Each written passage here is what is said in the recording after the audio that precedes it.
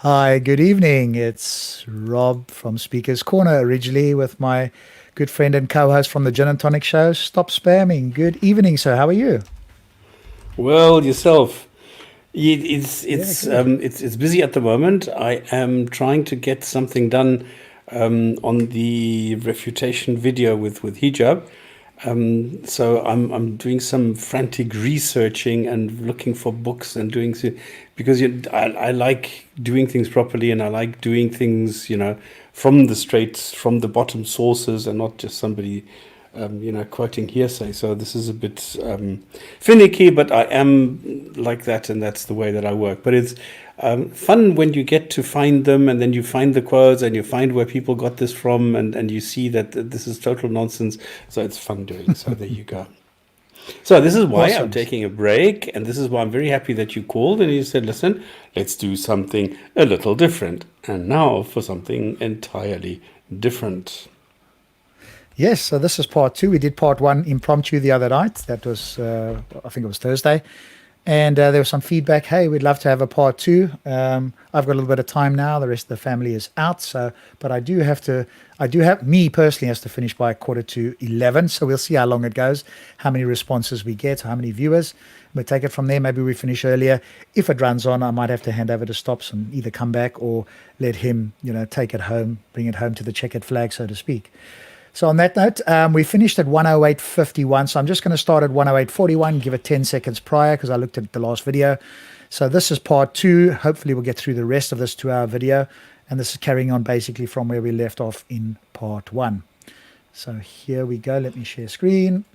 So you And I won't really can't see us comment in now. writing because I'm also Speaker's Corner. Yeah, no, go ahead. You just write it and, that's fine. Doesn't matter. Right, here we go. Let's have part two and see how far we get. Saying no. But what I'm saying is that we have had early interpretations using the Quran, despite the cosmology, that agreed that the earth is round. And in fact, there's more vigor in that direction. So in other words, more people like, as I've just said to you, Ibn Munadas from the Salaf. He's quoted by Ibn Taymiyyah in his Kitab al-Arsh and Majmu'at al-Fatawa. And look at Ibn Hazm. He was 400 years after the Prophet. He was saying, based on chapter 39, verse 5, that the earth is round. So the idea was... Okay, can we quickly go there? Stops 39 verse 5. The claim is that shows that the earth is round. Right, when I've read the Quran, I see no verse that shows the earth is round. I see verses that are easily construed to say the earth is flat, but nothing that shows that it's an oblate spheroid. So let me swap over to No, you there. there's nothing.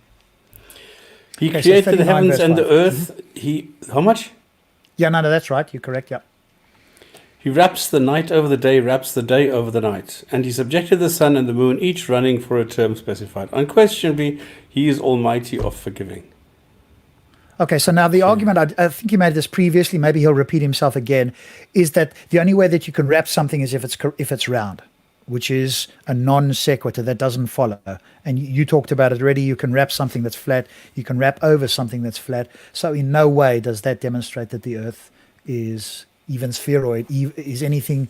It doesn't demonstrate anything about the Earth. All it talks about is the heavens and the Earth. He's trying to infer that from that you can get a spherical or round Earth.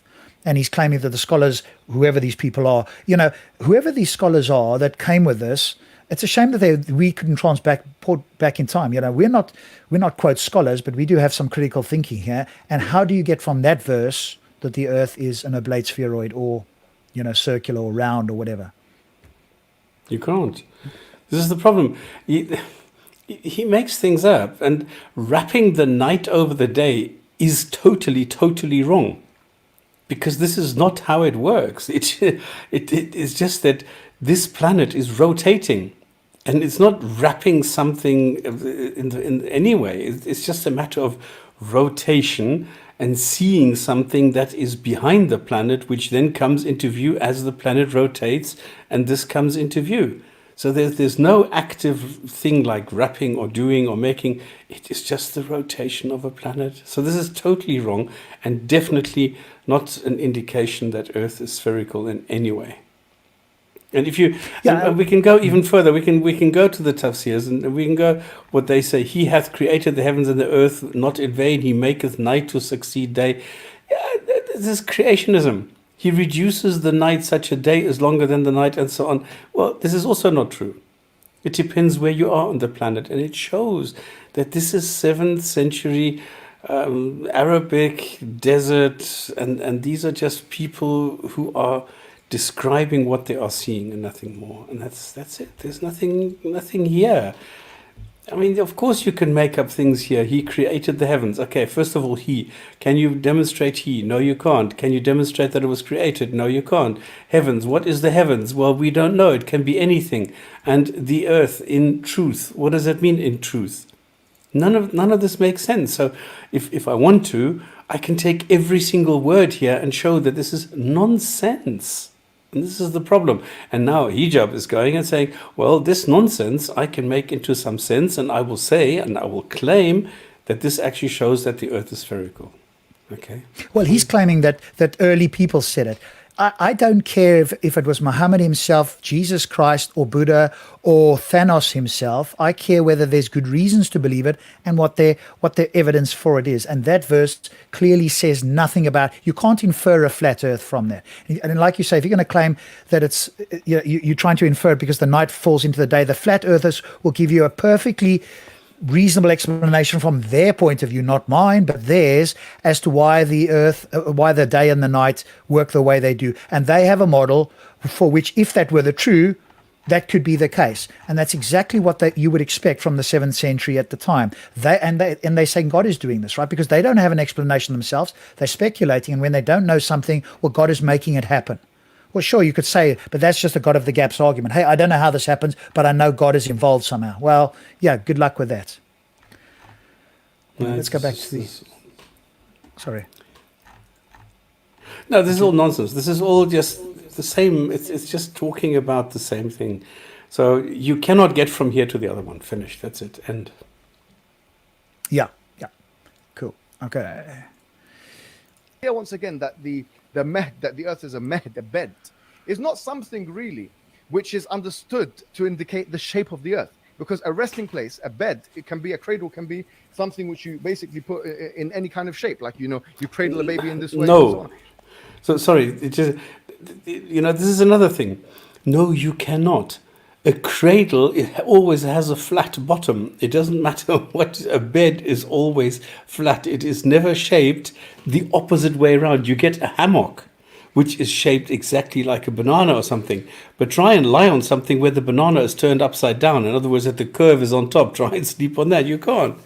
So yes, it does imply a flat something. And what I infer from that is that they are talking about a flat earth. End of story. Yeah, no, I agree. And he's also saying, it could be this, it could be that. Well, is your book not clear? You are making the argument that people interpret this, and then you're saying, well, it could be this, it could be that. I mean, how unclear is the book? Either it says something clear about what the earth was or is, or it doesn't. And if it says it could be this, it could be that, you're shooting yourself in the foot. Then how do you know what to believe? You're going to believe scholars based on their own interpretation. That's entirely subjective because the verse doesn't say so. So now you've got to make something up. And at that time, most people thought the earth was flat, even though Eratosthenes had shown there was a curvature to the earth in 280 BC. And he'd actually done what? A scientific experiment. Fancy that. Yeah. But it shows how scared Hijab is and why he is scared. Because he is running away from any kind of discussion where he cannot put on his show. And of course he is, because he doesn't have the facts. He doesn't have the, the data. He doesn't have this. All he can do is just talk about the things that he sees in the Quran or in the Hadith or whatever. But they do not make sense as soon as you put them next to the facts. It does not work that way. And the happy couple at the bottom is just doing absolutely nothing. Yeah. They are still there. I'm just pointing out they're still there. They haven't disappeared. I actually forgot they were there. Yeah, they're not contributing, so I forgot they were there. I was just sort of listening to the other part of it. So yeah. If it was so clear, and this is the point, if it was so clear, someone who's a strict scripturalist, like a traditionalist like Ibn Taymiyyah and the Salaf, they would not be saying that the earth is definitely round. I don't think that they have any authority over deciding what the Quran actually Exactly. says, because they lived in a time in which it was the only reasonable thing to agree that the earth is actually round. No, But when Ibn you Munada but does when have you authority from the Prophet, because Ibn Munada But is when not- you look at this, Quran verse, for example, like chapter 2, verse 22, it is He who made for you the earth a bed and the sky a ceiling. Look at this. I'm talking about the context. Yeah, that's exactly what, that's taken from the Galen model, isn't it? And that you can reasonably infer is, in fact, what they're describing about the Earth, because that's what. So I'm not sure if AP is saying that people of the time knew the Earth was round. Well, most people didn't know that, right? So, and maybe I'm wrong. Maybe most people did know it was round. As far as I can tell, they didn't. And the Quran describes what they knew at the time, which seemed to be a flat Earth. Good evening to everybody who's listening. Beavis and Butthead. Context. I'm not talking so about true. just describing the earth as a bed. You Sorry, could I'm imply just that it depends on- He made for you the earth a bed, and the sky a ceiling, and sent down from the sky rain, and brought forth thereby fruits as provision for you. So do not attribute whatever to him. It further says in following verses that Allah also put mountains into the earth. So yeah. So he put imagine mountains this. into the earth. What's the problem? Rain is not. He just asked, what's the problem? Either he accepts a scientific explanation for the accretion of the Earth, which is what appears to be the best explanation for how planets and stars form, which is under, gravity. Matter comes together, firstly creating a star, and from that creating planets. Either accepts that, or he's going to make the argument that the Earth was created by the hand of God per se. And again, the question to ask is, how do you think the Earth came about? Because if it says that God put these mountains in there, what do you understand by that? Now, if he's going to try and quote science, well, then how's this falsifiable? Because then you've got a scientific explanation, not a God explanation. So you're either going to claim it's a miracle, or you're going to accept the naturalistic explanation, which falsifies the Quran. Which one are you going to take? He wants to split the difference, of course. He wants to try and claim, with no good evidence or reasons, that the Quran somehow matches our scientific understanding.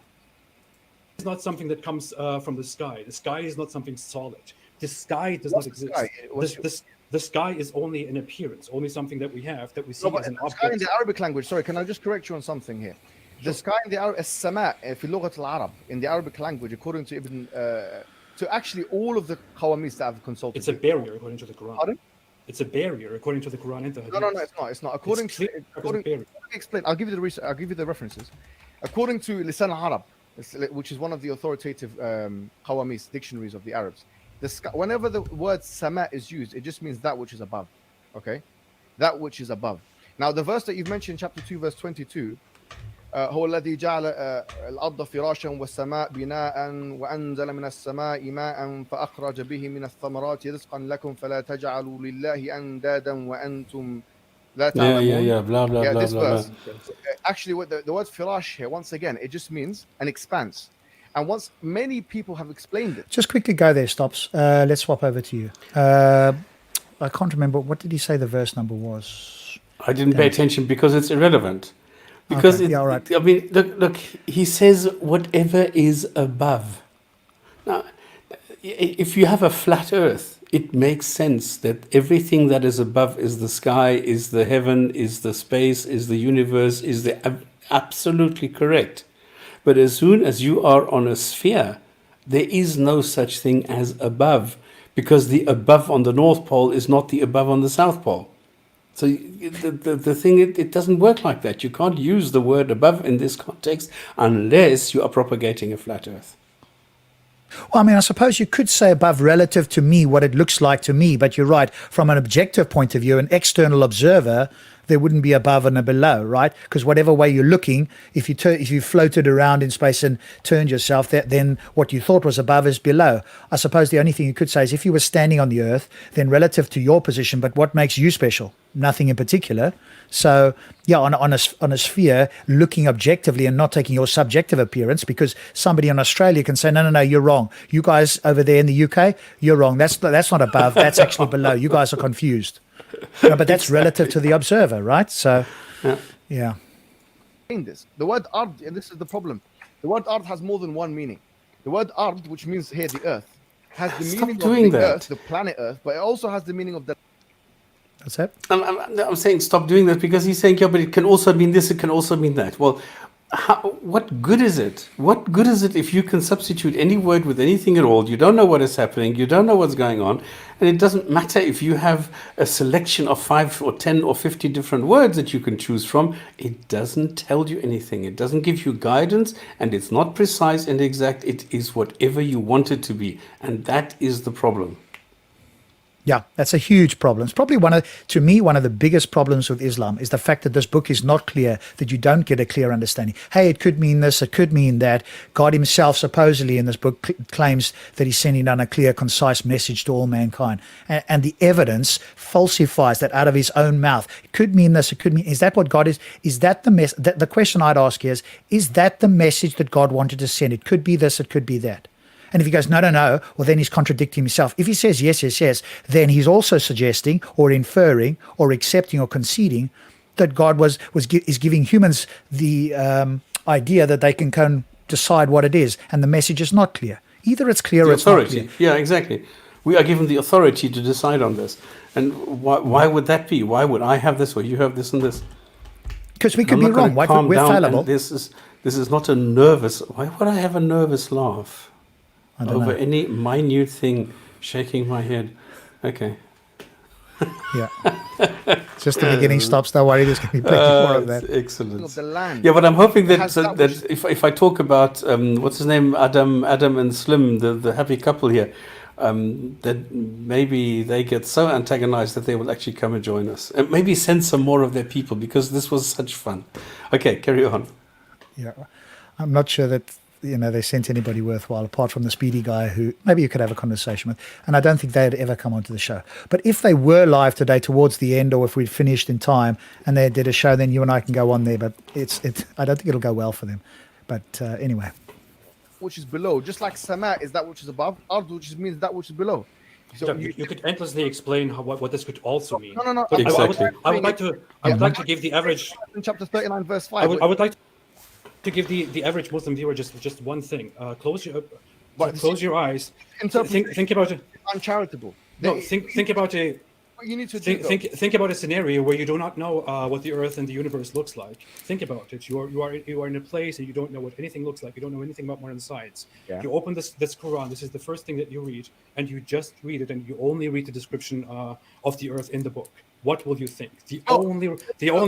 The only conclusion that you can come to is that the Earth is a flat bed that has a ceiling on it which cannot be cracked. That thought experiment has actually been done. Okay, like I'm telling you again, the thought experiment has actually been done, because Ibn Munada is a tabi'i, okay, which means the Prophet said, "Khayrul qurun qarni thumma alladhina yalunahum thumma alladhina yalunahum."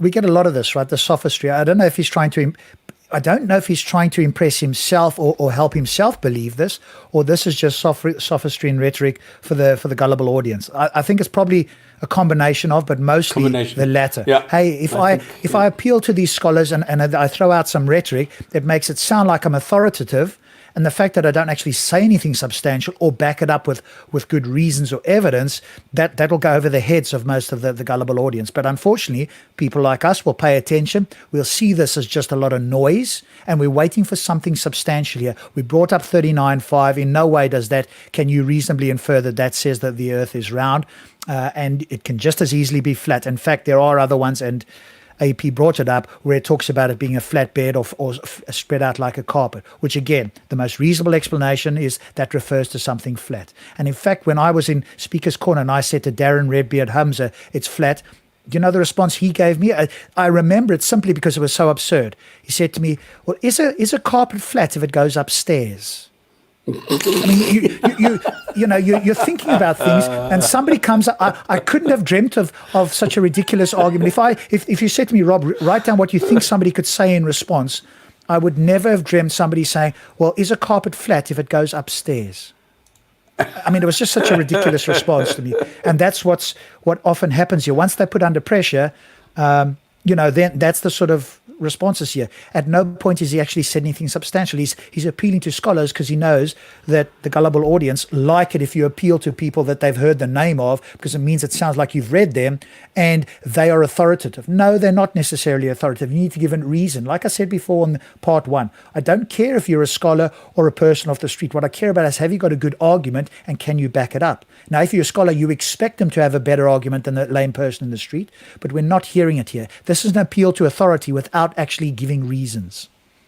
The best And the thing is that they like generation. hearing Arabic. As soon as you start saying something in Arabic, you will see their heads nod, the butt head move, just nodding. Yeah. The ones who follow them, and then the ones who follow them. So there's 3 generations, golden. They call the golden generation. Ibn Munada is actually a part of the golden generation, meaning Ibn Munada is a Salaf. He is part of the golden generation. He is looking at the Quran. He doesn't have a telescope. He doesn't have any of these tools that you're talking about. And he says, according to, we have a sanad that is sahih, a complete sanad which is sahih. He says the earth is round. So it's not fair. At this moment in time, you immediately butt in and say, what basis has he got to claim that the earth is round? What observation did he make that could be, A, there was a hypothesis, and B, that he could demonstrate in some way that shows the earth is round? People speculated about evolution, thousands of years before Darwin. Why don't we care about them? Because it was a speculation that they couldn't demonstrate. That's what made Darwin famous. So this guy speculating, or according to Hijab, which I'll be very skeptical of, but let's assume that he was correct. Just for the moment, we'll be super charitable, but I'd immediately ask for the reference for this. But if it was the case, then the question is, on what basis is he making that speculative claim, and how did he demonstrate it's true? Because his cohorts speculated, and I think more reasonably so, that the earth was flat, especially if they base it on the Quran. So if they're going to go with their own observations, then they're going against what the Quran straightforwardly says. Not fair for you to say this is what's going to happen. I've got the evidence to the contrary. Someone who lived 1,300. What's the okay? Listen again.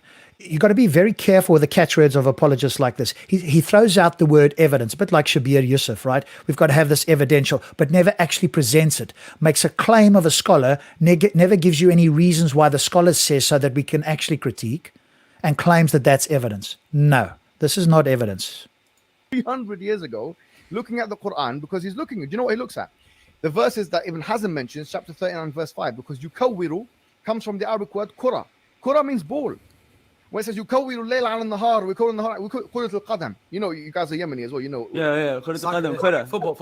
So when Ibn Hazm, who is a literalist to the highest degree, he says that the earth is round because it says yukawwiru, right? That the earth is round. And this actually was your strongest argument, I think, in one of your videos. No, it was not. It was not. So what we're doing here, is that.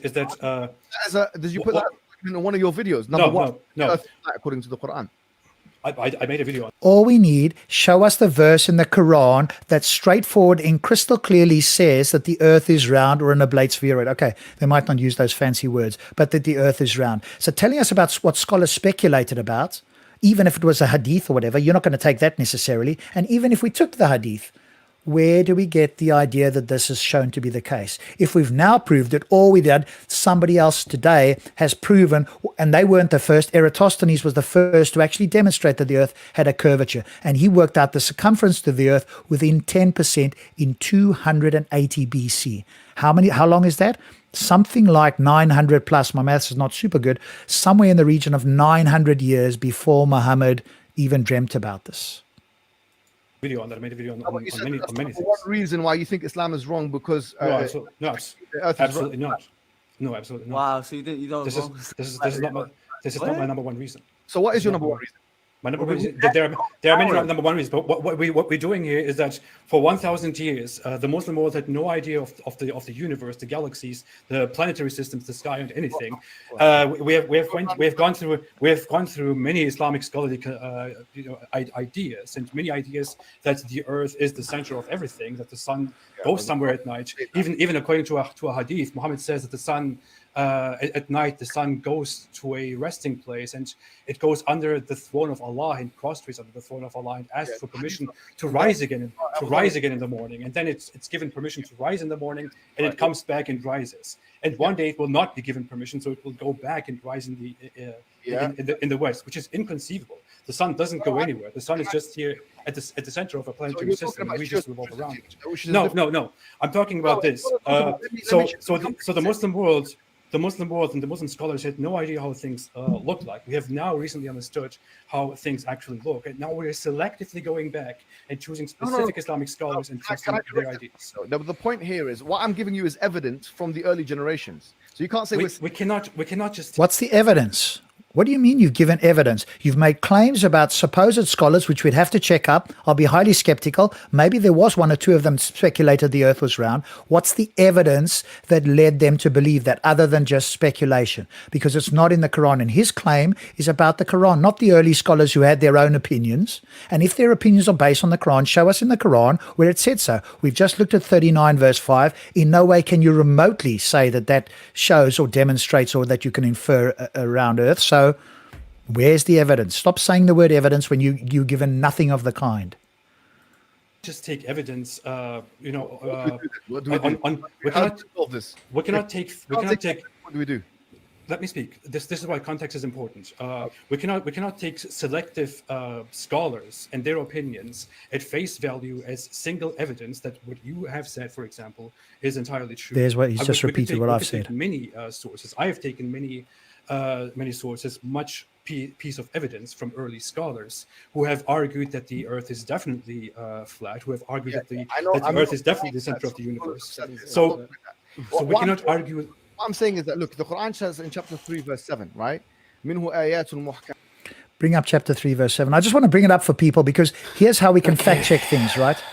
Chapter 3, verse 7. Because he throws out chapters that he and people that really understand Arabic say he can't speak Arabic properly anyway, but it seems impressive here. So let's just see quickly what he claims about 3:7. You've got it up on the screen there, so I'm going to play it in the background, but as your viewer now, you can see what he's doing. This is a good way to fact check because these guys get away with making claims, and now we're going to fact check some of them.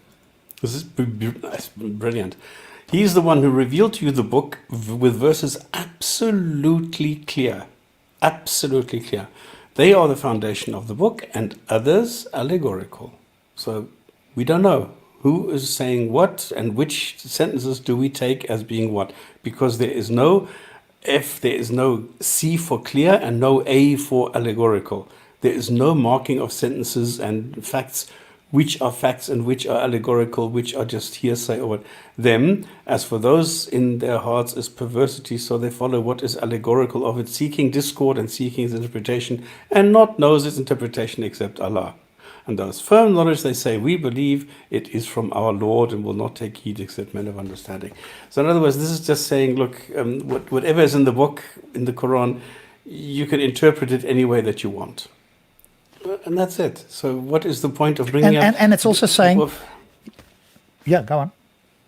No, but what is the context in which he brought this up? Because there are three different pieces here. One is that there are different types of sentences. Then it is those who want to damage Islam will have a specific interpretation. And the third one is only those who believe will know what the real meaning is. Yeah, let's let him try and... Yeah, well, he hasn't said it yet. He hasn't said it. So let me just play it. So we keep it up on screen. Let's just play it quickly. Keep that on screen. We'll play his voice in the background because he brought this up for something which we didn't get to. So because there is problems with this verse, as you pointed out there, and I want to say a bit more. But let's see what he thinks his point is with this verse.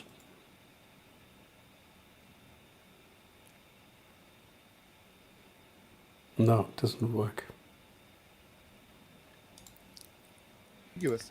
Meaning the ones which are slightly... Oh, you dropped it off there. Stops. Can you bring it back up? No, because then yours disappears. No, it doesn't. It just swaps over. I can swap mine back again. Mine doesn't disappear. It just becomes inactive and yours become active, and then I can click back on mine. Oh, I couldn't hear what he was saying. So it was only disappears for me then. I see. Sorry. Okay. All right. We'll bring the verse back up then after this. Sorry. Slightly ambiguous, which can have more than one interpretation. You can't say this... Like, I will say to you, just as I say to some Muslim apologists. Some Muslim apologists say the Quran definitely says X, Y, Z. It says this. It says the expanding universe, Big Bang. I'm saying, look, we can't be so sure to say that the Quran says that for sure.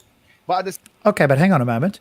At the beginning of this thing in part 1, if people go watch back at part 1, he says, no, the Quran does match what they said in the 7th century, and it matches the cosmological model of today. So make up your mind. Now, maybe he doesn't remember. I do, because those sort of silly claims that he makes, which we showed was a contradiction anyway, he's now walking back that claim as well. So let's just finish what he has to say, and we'll go to this verse now as well, just to go through it. At the same time, we can't say surely the Quran says the earth is flat. I'm saying if you want to have a scholarly opinion, you have to allow for both interpretations to be allowed. What I'm saying, you have to allow both interpretations to be allowed. Which one? Okay, let's just make this clear again for anybody who's watching for the first time. I'm sure all of you guys know this already, and I apologize if I'm preaching to the choir, and this is straightforwardly obvious to everybody who's listening now. But if you haven't come across this, in ontology, i.e. the way the world is, either it's the case that something is one way or it's another way. You cannot claim that it is both ways. That is a contradiction. It's either one or the other, because one of them overrides the other. If one is true, the other is false. That's how logic works. Unless you're going to claim that you can have an irrational view, or the Quran allows for an irrational view. So how can you have both interpretations? And the fact that you need an interpretation is a further problem, and we'll come back to that shortly when we look at the verse. what I'm saying is that we have evidence from the early generations that allow this interpretation, and we have evidence from the early generations which allow that interpretation. So those both interpretations are valid. We can't now find something which is no, of course, to something which is their opinions. narrow, because okay, so what he really means here. There's Correct. opinions. He's just bringing up quotes and saying, okay, I am bringing up quotes, and because these are real quotes, they are evidence. No, they're not. They're just All he's opinions really of saying, people. he said it terribly badly, which why it's a contradiction in the way he said it. All he really means, and he's not very articulate, hey, people at the time had interpret this in two different ways. And the immediate question is, which one is correct? Did God want them to understand reality accurately and correctly at the time? If he did, then he should be able to send it so clearly that everybody can look at it and go, hey, one of you is wrong. Here's a straightforward, plain evidence. Well, I say evidence. Here's what it says in the Quran. And hey, we match that with our observations of reality. Since they couldn't do that, and you want to claim that both of these are valid, then you negate the claim. And all you're saying here is, then what you're saying is this is allegorical. Because if it was absolutely clear, there would be no other interpretation. So you must be saying, if you're claiming this verse, which is exactly what it says, there are verses which are clear, they are the foundation of the book, and others are allegorical. So if they're clear, then there's no second interpretation. There is one clear That's what absolutely clear means, unless you are speaking some other version of English that nobody else does. And if it isn't absolutely clear, which is what you are saying, because you're allowing for two, according to you, valid views on this, then it must mean that it's allegorical. And it can't be that they have perversity in their hearts, according to you, because you're quoting them, and these people were trying to accurately understand or interpret what the Quran says. So this must be an allegory, and therefore they're interpreting it. And then the question is, which one is correct? And can we not get the answer from the book itself? That would allay this, and it would no longer need to be allegorical. So the question is, if it is allegorical, why is it allegorical, and why you bring this up? Because the claim that he's making, that AP is making, is that this is not clear. And in fact, it disproves our reality. And you're saying, no, it doesn't, because, hey, either one is. So all he's really doing is hedging his bets here, because if science were to change, then he goes, no, but we can now go with the other interpretation. This, of course, doesn't work, and we can see straight through this. But if we look at this verse here, the other part is, then as for those in their hearts is perversity, they will follow the allegorical. So, but then the other question is, this must be allegorical. And if the Quran is saying they have in their hearts perversity, then they're going to follow the allegorical. Who knows which is allegorical? So by that statement, you have to then assume that they're both perverse, because nobody knows what the answer is. It's not absolutely clear. And it must be allegorical if it's not clear. Those are the only two options. And so they must have perversity in their hearts. I don't know what perversity in the heart's got to do with anything anyway, because if you're somebody who goes with a rational argument, whether you wanted it to be true or not, if you were a rational person, you would accept the evidence. So this whole thing around the heart has got nothing to do with a rational argument. It's an emotional plea. And, if somebody's emotional, then obviously they're not going to be rational. So that, again, this verse doesn't help him in any way. It sort of plays against him, to be honest. But again, hopefully you guys are finding this useful, because, taking notes here, hopefully you guys are finding this useful, because apologists like this quote verses, and here we have the opportunity to actually go to the verse, deconstruct the verse, and show why they're talking complete nonsense. Because No, of course. I'm just arguing. Islamic agenda. Some people have a pro-Islamic agenda. No, I agree with that. I agree with that. You think that All we care about is, do we have an agenda that matches reality? Because some people you can claim does have a contra. Yeah. Exactly. Yes, I agree. People have a pro or an anti-Islamic agenda. Everybody has an agenda of some sort. What we care about is whether it's true. So that's what's called a trivial statement. It's like saying, "Hey, all humans breathe air." Well, how does that help us with the argument? Of course, it's trivially true that some people are for Islam and some are against it. We don't care about that. What we care about is, what does the evidence show, if there is such a thing as, quote, evidence. And all we're doing here is looking at the Quranic verses. We're not even looking at this moment in time as to whether, in some cases, whether it matches reality. I mean, ultimately, that's what you want, but we want to see, does the verse say what he claims? Can you reasonably infer what he claims you can infer? And I don't believe you can reasonably infer that, because there's no way to get one from the other. But then when it goes on to match reality, that's even more of a monstrous fail. I'm just looking at this sentence again. Then, as for those in their hearts, all right, those who are the perverts, they follow what is allegorical. In other words, the allegorical version of the Quran is one for the perverts. In other words, it is wrong. So only the ones that are not allegorical are the real sentences of the Quran. So it's not actually saying there are two different kinds of sentences and you can choose them. It is saying there are two different types of sentences, and the ones which are not so clear, well, everything is absolutely clear, but those which are not so absolutely clear are the allegorical ones, and only the ones who are perverts will follow these because they think they can make some kind of a story of it. So I think the interpretation that even the one that Hijab has is wrong. But I've only realized this now because I'm looking at this for a long time now. As those in their hearts is pervert. In other words, only the perverts follow what is allegorical. Well, I think in the beginning, I think what they are saying is that there are two different types of verses. One is those that are absolutely clear, and others that are allegorical. Then, as for those with their hearts, they will follow. Let's just say the word, he didn't put it in there, but let's assume that only the allegorical. They'll follow only. He's not even saying that, right? So they follow what is allegorical of it, seeking discord and seeking its Well, hang on a moment. If you're seeking the interpretation, how do you get from? How do you justify that they are perverse or that they are seeking discord if they're seeking its interpretation? Because everybody's seeking an interpretation that's accurate. No, because they're not following the absolutely clear version. Yeah, but I don't think. You see if the others picks this up. Read another one there. Others which are allegorical, but those in whose heart is doubt, that which is allegorical, seeking to cause dissension by seeking to explain it. They're saying the same thing, to explain the allegorical ones. In other words, the ones which are allegorical, they are trying to shift the contents in their favor. And none knoweth the explanation save Allah. All right, so... But that's an interesting point as well. If the claim is that they're allegorical and Allah is the only one who knows it, then anything that isn't absolutely clear, you should not be seeking an interpretation. That's what it seems to me, because it says those. Yes, and this is the point. Exactly, this is the point.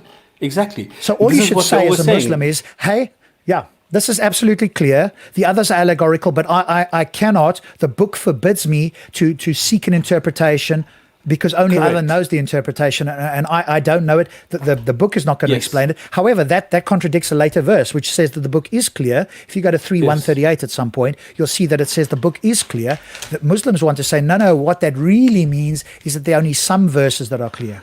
But that's not what 3:138 says. So again, to me, there's at least, if not a straightforward contradiction, there's certainly a big question mark over this verse versus other verses in the Quran. So some places it's saying there's verses that are clear and some that are allegorical, and other places saying the book is clear, and not saying that there are some allegorical. So again, there's this confusion in the book. If I was super charitable, to me it's a contradiction. But if I was charitable, I'm gonna say, please explain this. Now of course you'll get the apologetics coming out, trying to make sense of both of these. But the problem is, and I'm glad you brought this up, and I'm glad that you and I are talking about it, because the next time a Muslim says, hey, there are some allegorical, all I have to do is ask them and say, okay, is this verse absolutely clear or is it allegorical? And if it's not absolutely clear, then I'm going to point to this and say, okay, well, if it's allegorical, you have just been told by Allah, there's the verse there, that you should not seek to interpret it because only Allah knows it. So anything that is not clear, you are not at liberty to make any statement about it. In fact, you should steer clear of saying anything lest you have perversion in your heart because only Allah knows. Well, that is the red line that Yasser Qadi was talking about. Yeah. Okay. You think the Quran is that it can be combined with today's scientific knowledge of the world? I disagree. I disagree with that. We have wait. My point is that it can't be combined. All I'm saying is this: sometimes the Quran will not combine with. I understand. We have different opinions. It is fine. I'm not saying so long as. Oh, it's a shame he didn't let him finish there, because what he wanted to say is, hey, the Quran is not going to combine or reflect reality. That's a big concession. But I think he just cut him off too early. I would love to allow him to hear the finish of this. Maybe he will now, though.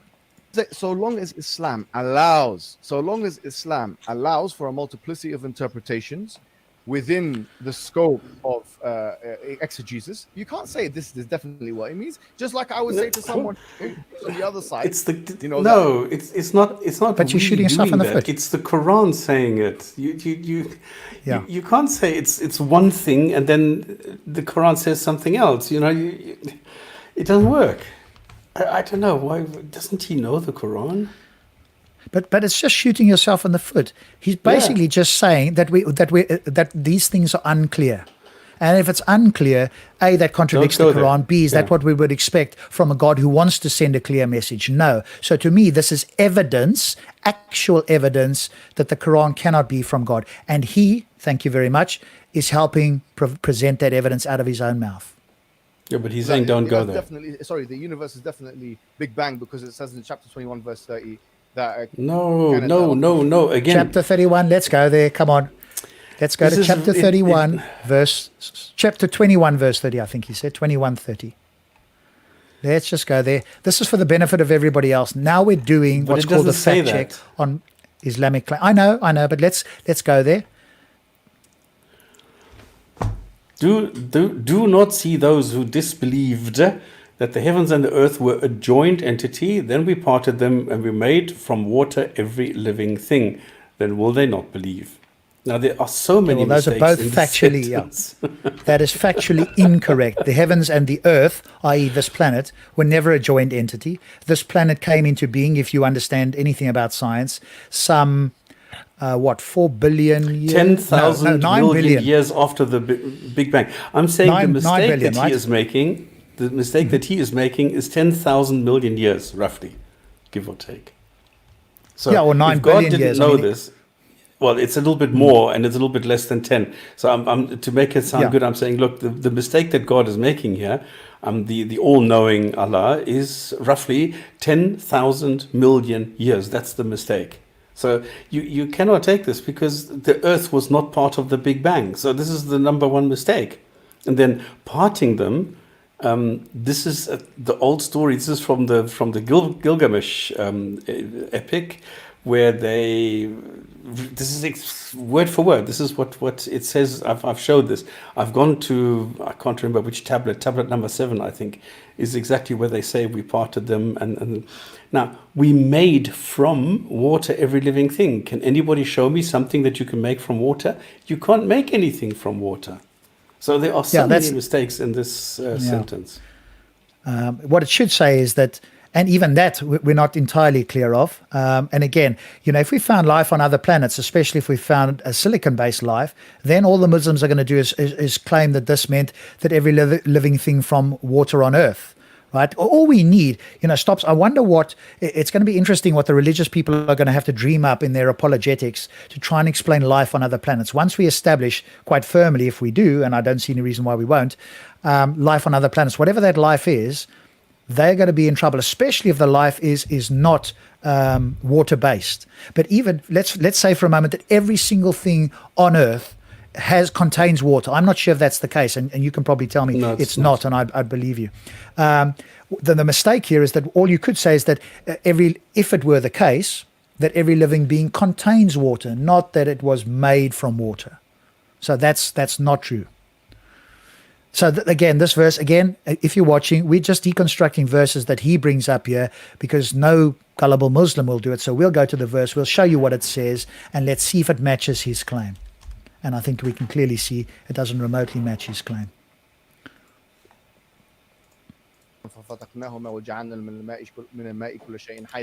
One piece and then we cleft them asunder. That is a huge misinterpretation of what Yeah, I'm not saying that it means the Big Bang. I'm saying that you can't say for sure that's the Big Bang. In fact, saying for sure it's the Big Bang is problematic because then there's like... Okay, well, why are you bringing the verse up? If you agree that it doesn't say anything about the Big Bang, then why the hell are you bringing the verse up?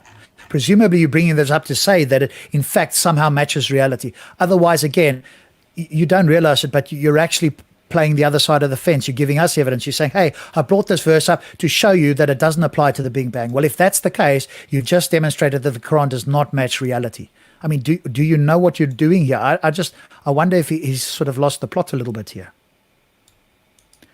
Sorry, I can't make the audio for the video any better. I'm really sorry, guys. I think you just have to turn that bit up. The audio is picked up on a Chrome tab.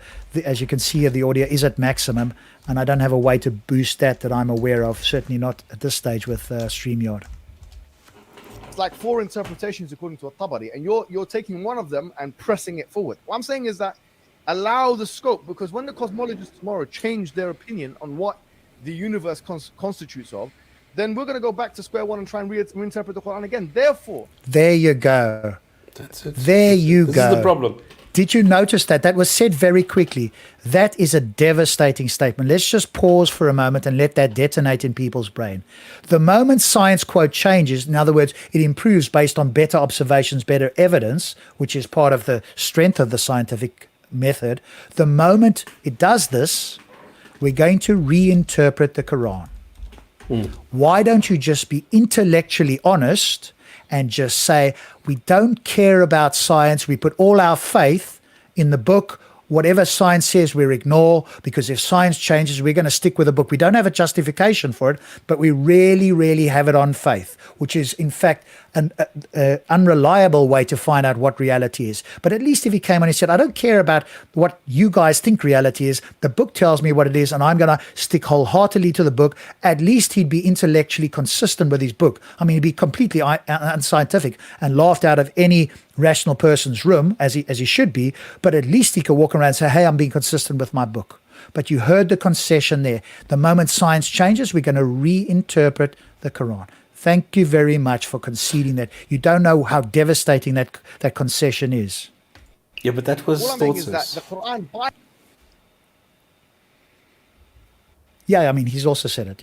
Yeah, he said in a longer video that's on YouTube. He started this. Minutes. He went there and said, don't look for science now, look for science later, and as soon as something comes up, we can always change the words of the Quran because it is multi-layered, he calls it. Exactly. And they just don't realize what a devastating concession this is and how that contradicts the Quran.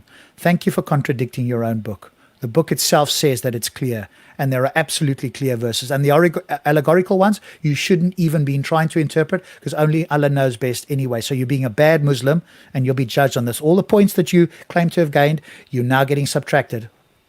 We should do a tally on him. By the time we finish, he'll be negative, and he'd definitely be going to hell if there was such a mythical place. By the way, I just wanted to point out that I just noticed in the comments that if you say something jihad, it is being suppressed by YouTube. Oh, yeah. I mean, YouTube is becoming, in a sense, is becoming like a far left and an Islamic paradise. Just filter anything that somebody might choose to feel offended. Well, all we need to do is play by those rules and tell YouTube, well, just censor Islam. Just censor Islam so nobody can ever talk about it again. Then we won't talk about it. They don't talk about it, we won't. And then we can all eventually get over this idea. They can keep pretending it's the case. We just ignore that. And eventually it just weeds out of the gene pool. As long as people are educated and have critical thinking, it will eventually fade away. So I'm fine by playing by those rules, but then that means that the rest of these guys wouldn't have a thing to say for the rest of their lives. But of course, YouTube, like anything else, is inconsistent, vague.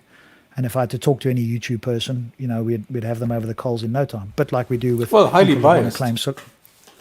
Yeah, of course. Saying fully, by and large, is harmonious with 21st cosmological understandings if you accept one of many opinions. do you guys hear this? I mean, I can't believe. I would expect this from somebody who has never thought about it, wants the book to be true, realizes that you can't pinpoint anything in the book, and says, hey, one interpretation matches today. Tomorrow there's another interpretation we can match. This is special pleading of the highest order, another logical fallacy. Is this the best that your God can do? And in fact, is this the best that you can do to try and defend your pitiful book? I'm not saying that it's definitely in all cases. I'm saying that, yeah, you can interpret the Quran, if you like, in an unscientific way, you see, in the ways that you have. But what I refuse to accept... No, he's interpreted it accurately. You've interpreted unscientifically. Or let's put it this way. What you've done is interpreted where you don't have a basis in the Quran. So you're trying to match science, but you actually don't have a basis in the Quran. AP is looking at the Quran as going, hey, this is a straightforward reading and it doesn't match the Quran. So you're right.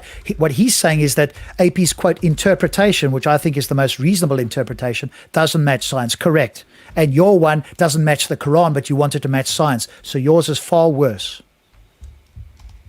That's the only way to interpret the Quran. And you can't say that it is, because I've given you evidence to the contrary. So no, let's just say again, you haven't given evidence. You've given claims about other scholars, which we're skeptical of until you prove it. And so what? Who cares what somebody else says? What's the most straightforward reading a person can have who hasn't listened to anybody else? If you read the Quran, as most Muslims probably haven't, and luckily Stops and I and other people have, the most straightforward understanding is that the earth is flat. If you want to go and interpret it to be round, then your interpretation is way off. You don't have any evidence in the Quran. You're entitled to make that interpretation, and we're entitled to dismiss it because you don't have evidence to back it up in the Quran. If you want to use your own observational evidence, well, that's fine, but then don't claim that you got it from the Quran. Now the challenge is as follows.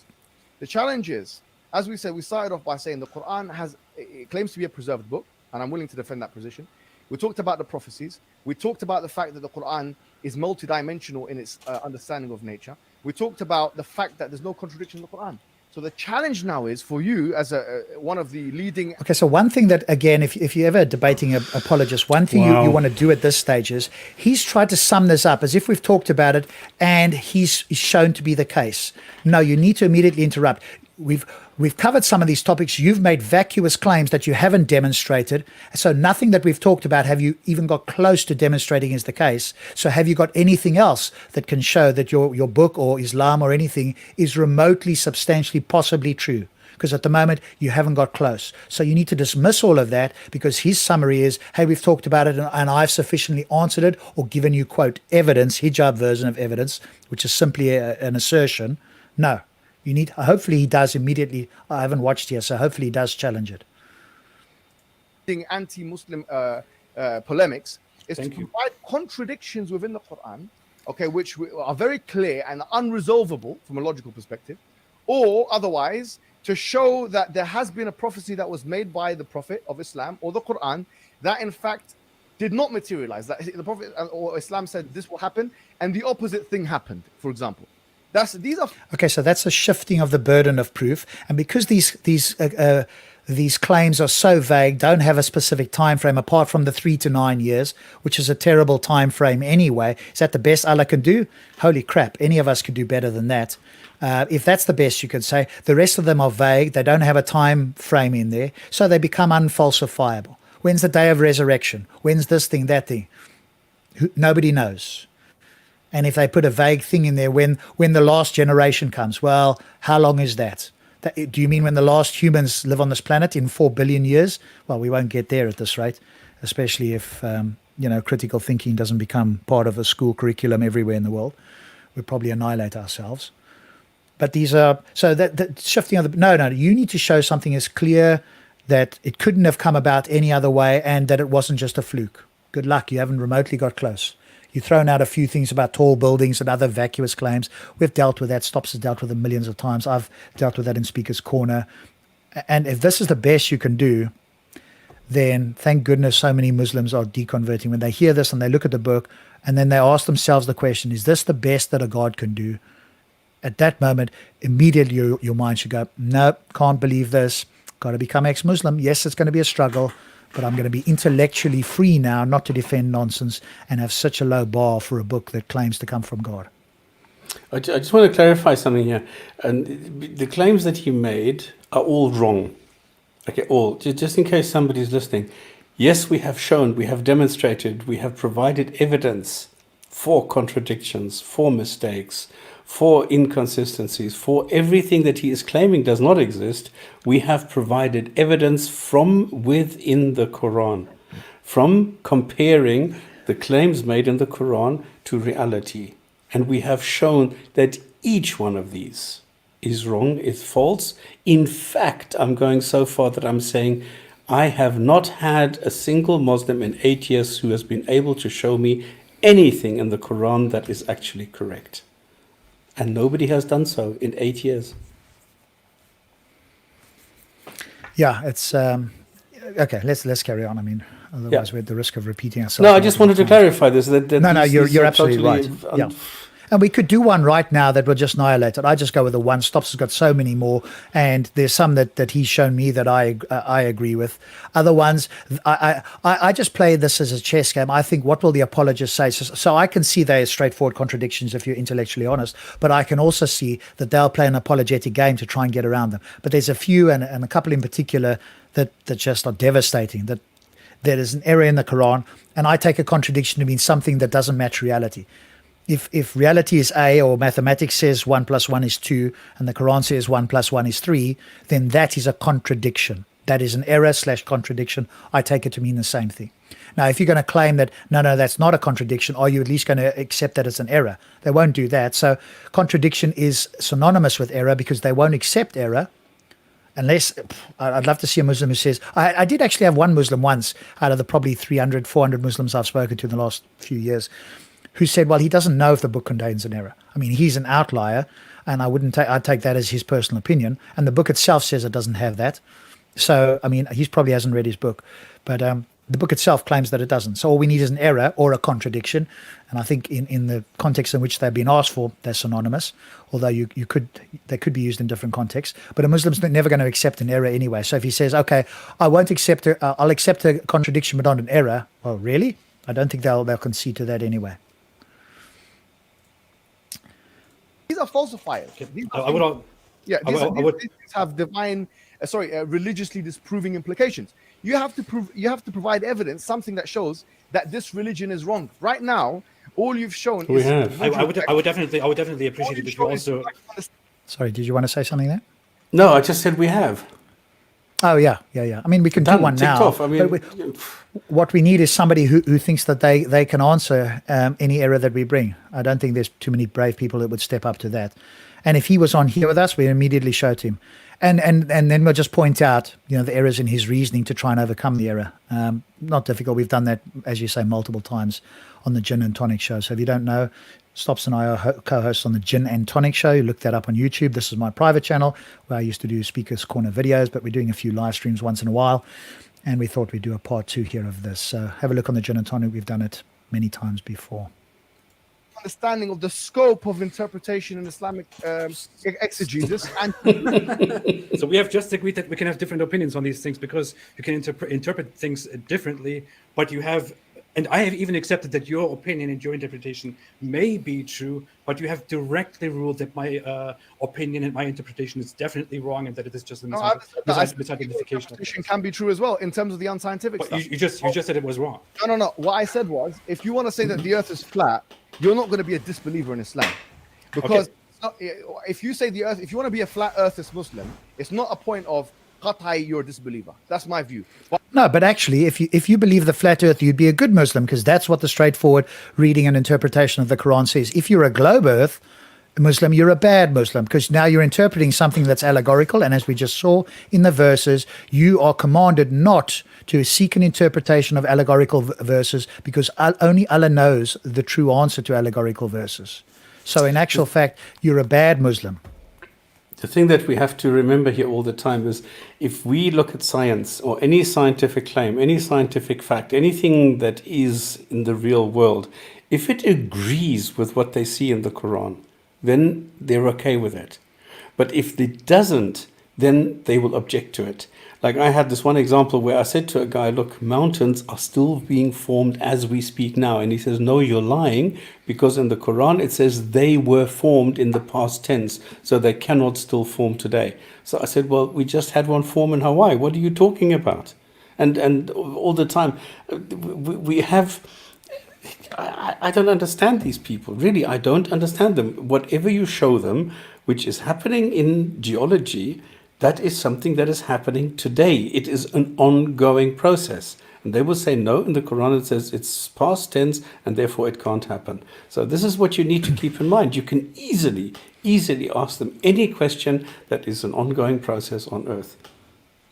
Yeah, and all they have to do is say, no, that's not a mountain, that's a volcano. Volcano and a mountain are different things, because a mountain has got pegs in the ground. You know, they could say some gibberish like that to overcome that, and then walk away thinking that they've rebutted or refuted your argument. So you're absolutely right. All they have to do is reinterpret what they mean by X or Y in order to try and stay consistent with the book. But this is the theme of what Muslims have to do, is that because the standard for the book is so incredibly low and so badly written and so vague at best and false at worst, they then have to reinterpret something so it doesn't appear that way. But as soon as you look at it closely and you just look at it honestly, we don't even need your heart for this. We just need your brain and critical thinking, because all your heart does is pump blood unless you can demonstrate otherwise. So the thing about the heart is vacuous. But if you look at this with a, quote, open mind or a critical mind, let's just forget the open, because that's a subjective claim. Just use your critical thinking. You can see that this is what's required here. Do you remember the sentences? Well, I think the... Oh, sorry.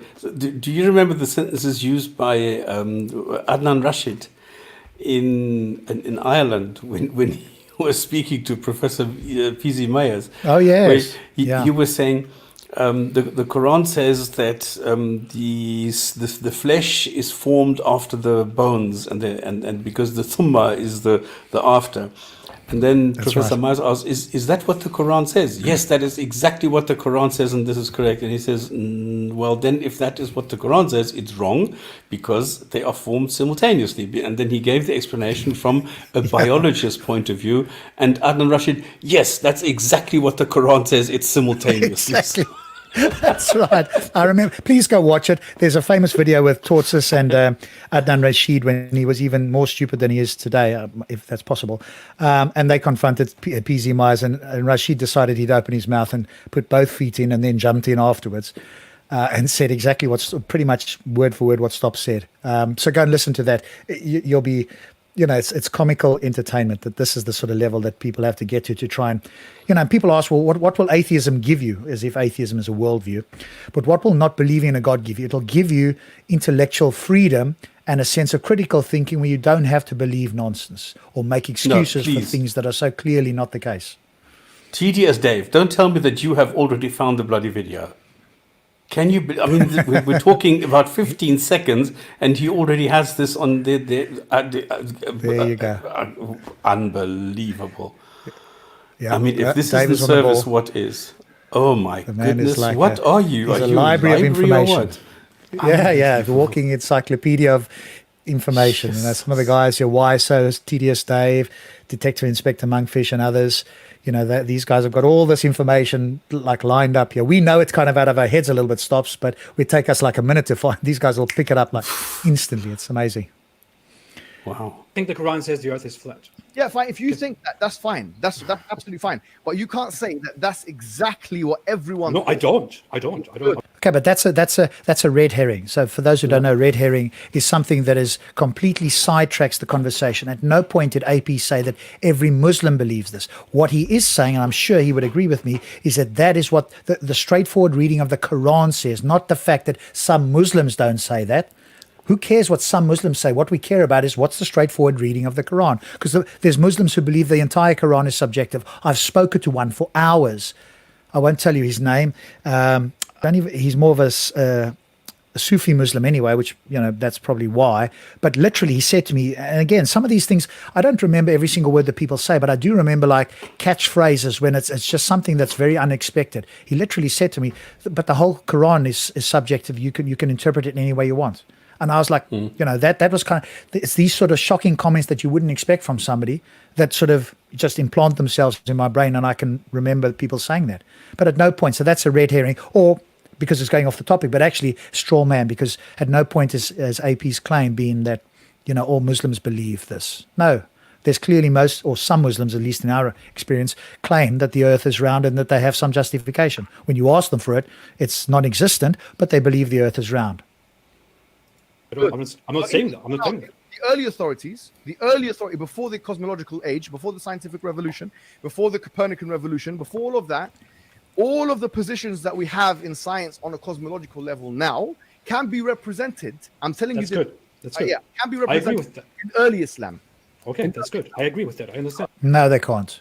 Find me anything where the Big Bang can be reconciled with early Islam.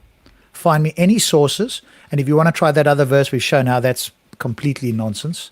So what have you got that accurately confirms the Big Bang cosmology? I think he's trying to say something else. I think he's trying to say that the knowledge that people had before the revolution is something that you can find in the Quran, and that is correct. What do you mean by the knowledge? The level of knowledge what that people people already had in believed the at the 6th, time. 7th century, what they believed was the case about mountains, what was the case about hail, about the creation of people and all that.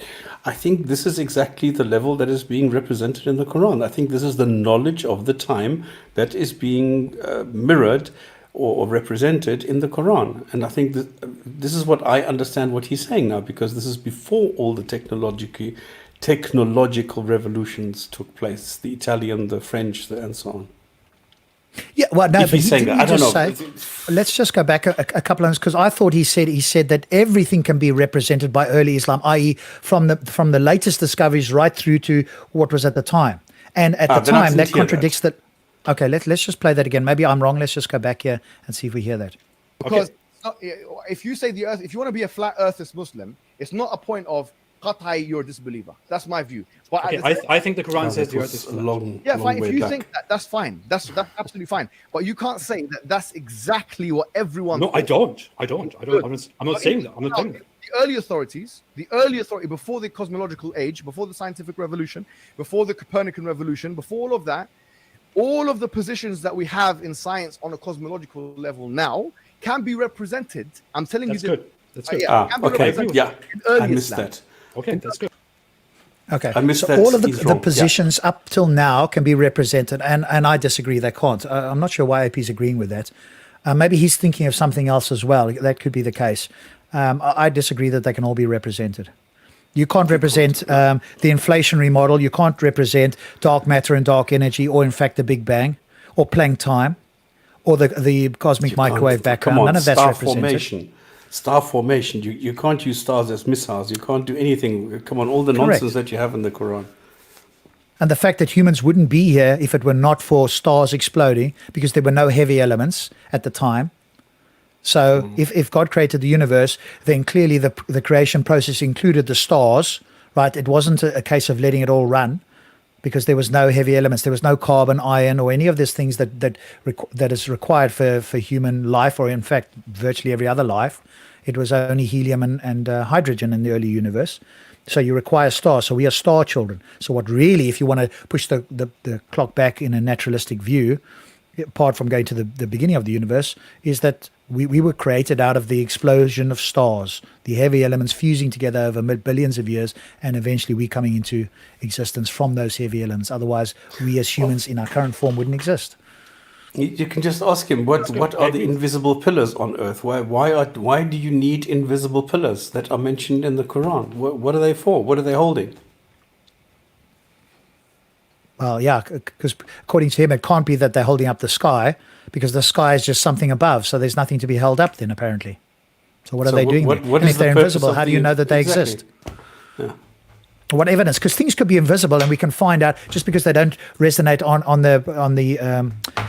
on the light waves that we can see, because obviously we can only see a small section of what is in fact visible in the greatest light sphere spectrum, the light spectrum. Yeah, we can only see visible light, which is a very, very small percentage, 1 or 2%. Yeah, if we it's can hear 1%, outside we of can that, see 1%, exactly. yeah, so we can demonstrate that things that are not visible to the human eye exist.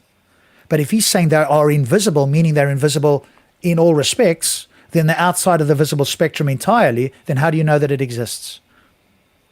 And now you're going to have to infer, which I'm okay with making an inference, but what inference are you going to draw, and how are you going to get there that these invisible pillars exist, and where are they? And as you said, what's their purpose? Yeah. Agree with that. I understand that. That's fantastic. It's fantastic. I find it fantastic that you have agreed that this is also a valid opinion. So disprove the Quran. So now, what are you going to do now? No, I would appreciate it if you also referred to me as one of the biggest Islamophobes. I would really appreciate that, because you have recently given the title. I didn't say Islamophobe. I said leading polemics online. That's actually very good. I appreciate that. And that's the other thing, by the way. As soon as I hear somebody say the word Islamophobe, whatever charity I gave you is immediately, if not withdrawn, then certainly extremely lowered. Islamophobe is a nonsense term that's made up by people who want to shut down debate, and it's an entirely subjective word that has no valuable meaning in a discussion. It's just something like, hey, you're attacking Islam. I thought about it the other night. I want to ask Muslims again, and I've never got even remotely, I haven't got a coherent answer, never mind a substantial one. What's the difference, Mr. Muslim or Mrs. Muslim, between critiquing and attacking, and why should I accept that? So what's the difference, and why should I accept that? So then now they need to tell me something that they could claim is objective, and they need to give reasons that would convince me that I could go, now I can differentiate when somebody is critiquing and when somebody's, quote, attacking. All this is their subjective emotional claims that they use, and the same thing with Islamophobes. So, as soon as I hear that, Adnan Rashid is, of course, famous for that, which is why, nobody takes him seriously as well. But that's just another, you pick up certain of these key words, and then immediately you go, okay, this person is just not to be taken seriously. People who are serious, they don't use words like that. They realize how vacuous it is, and they stay clear of words like that. Flatters me very much. But you know what? I actually appreciate this very much, Mohammed Hijab. I think this has been a very fruitful and productive conversation so far, and I think this is fantastic.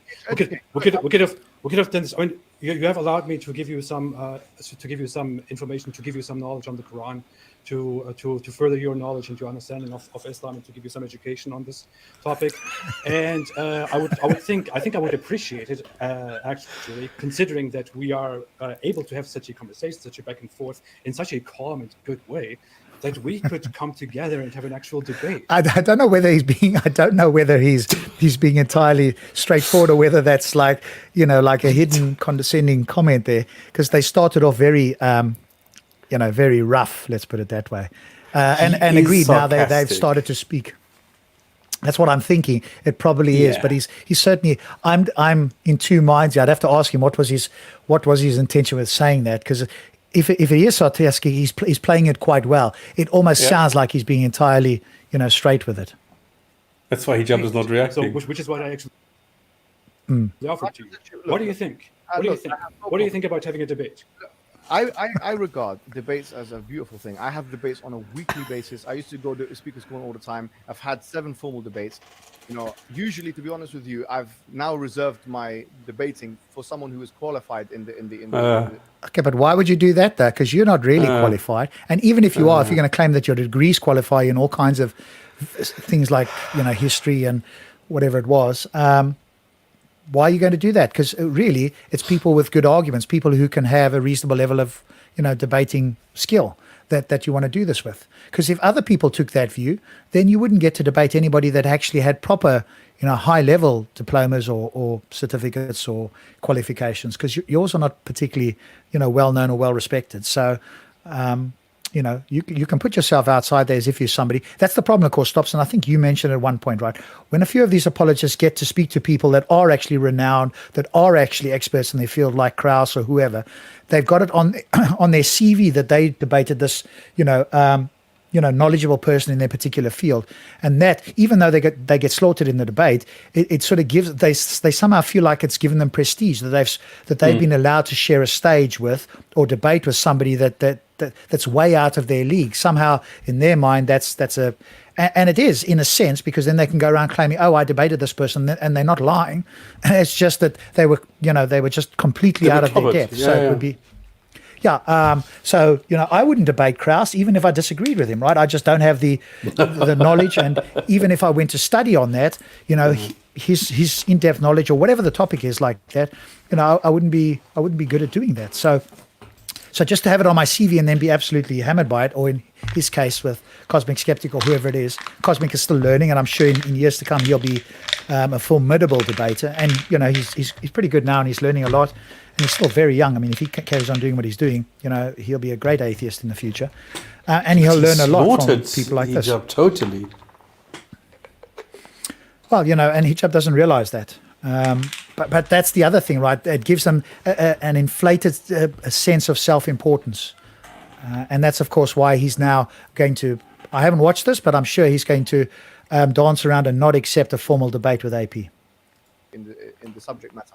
Unfortunately, you don't meet the criteria, but I did make an exception for you.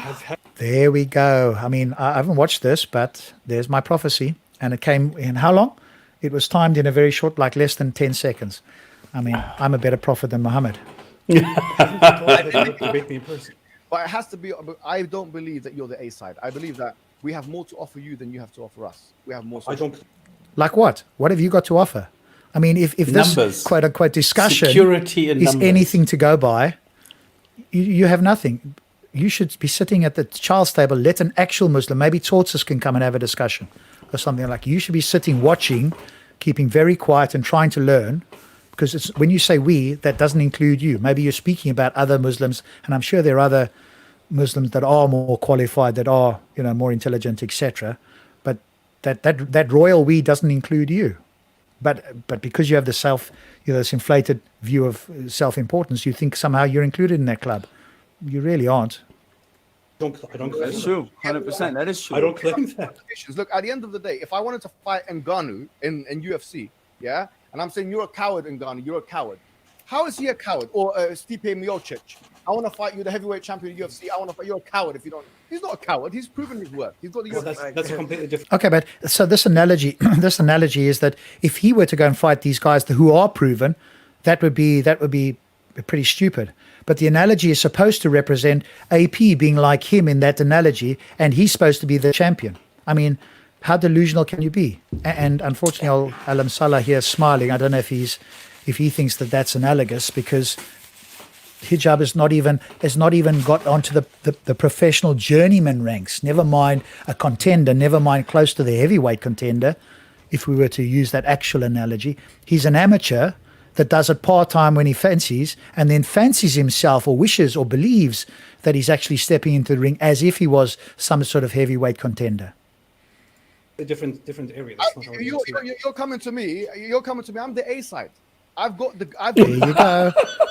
There you go. He's the A side in his little brain. God, what a narcissist. Oh boy. The self-delusion and inflated self-importance is just baffling. It's not baffling. But this is what Islam does to some human brains. And the fact that he's spoken to people, not realizing that he's done so poorly in debates, thinking, I mean, let me put it this way. I'd love to hear the criteria for what he would accept in losing a debate, or what he would accept that would actually falsify the Quran.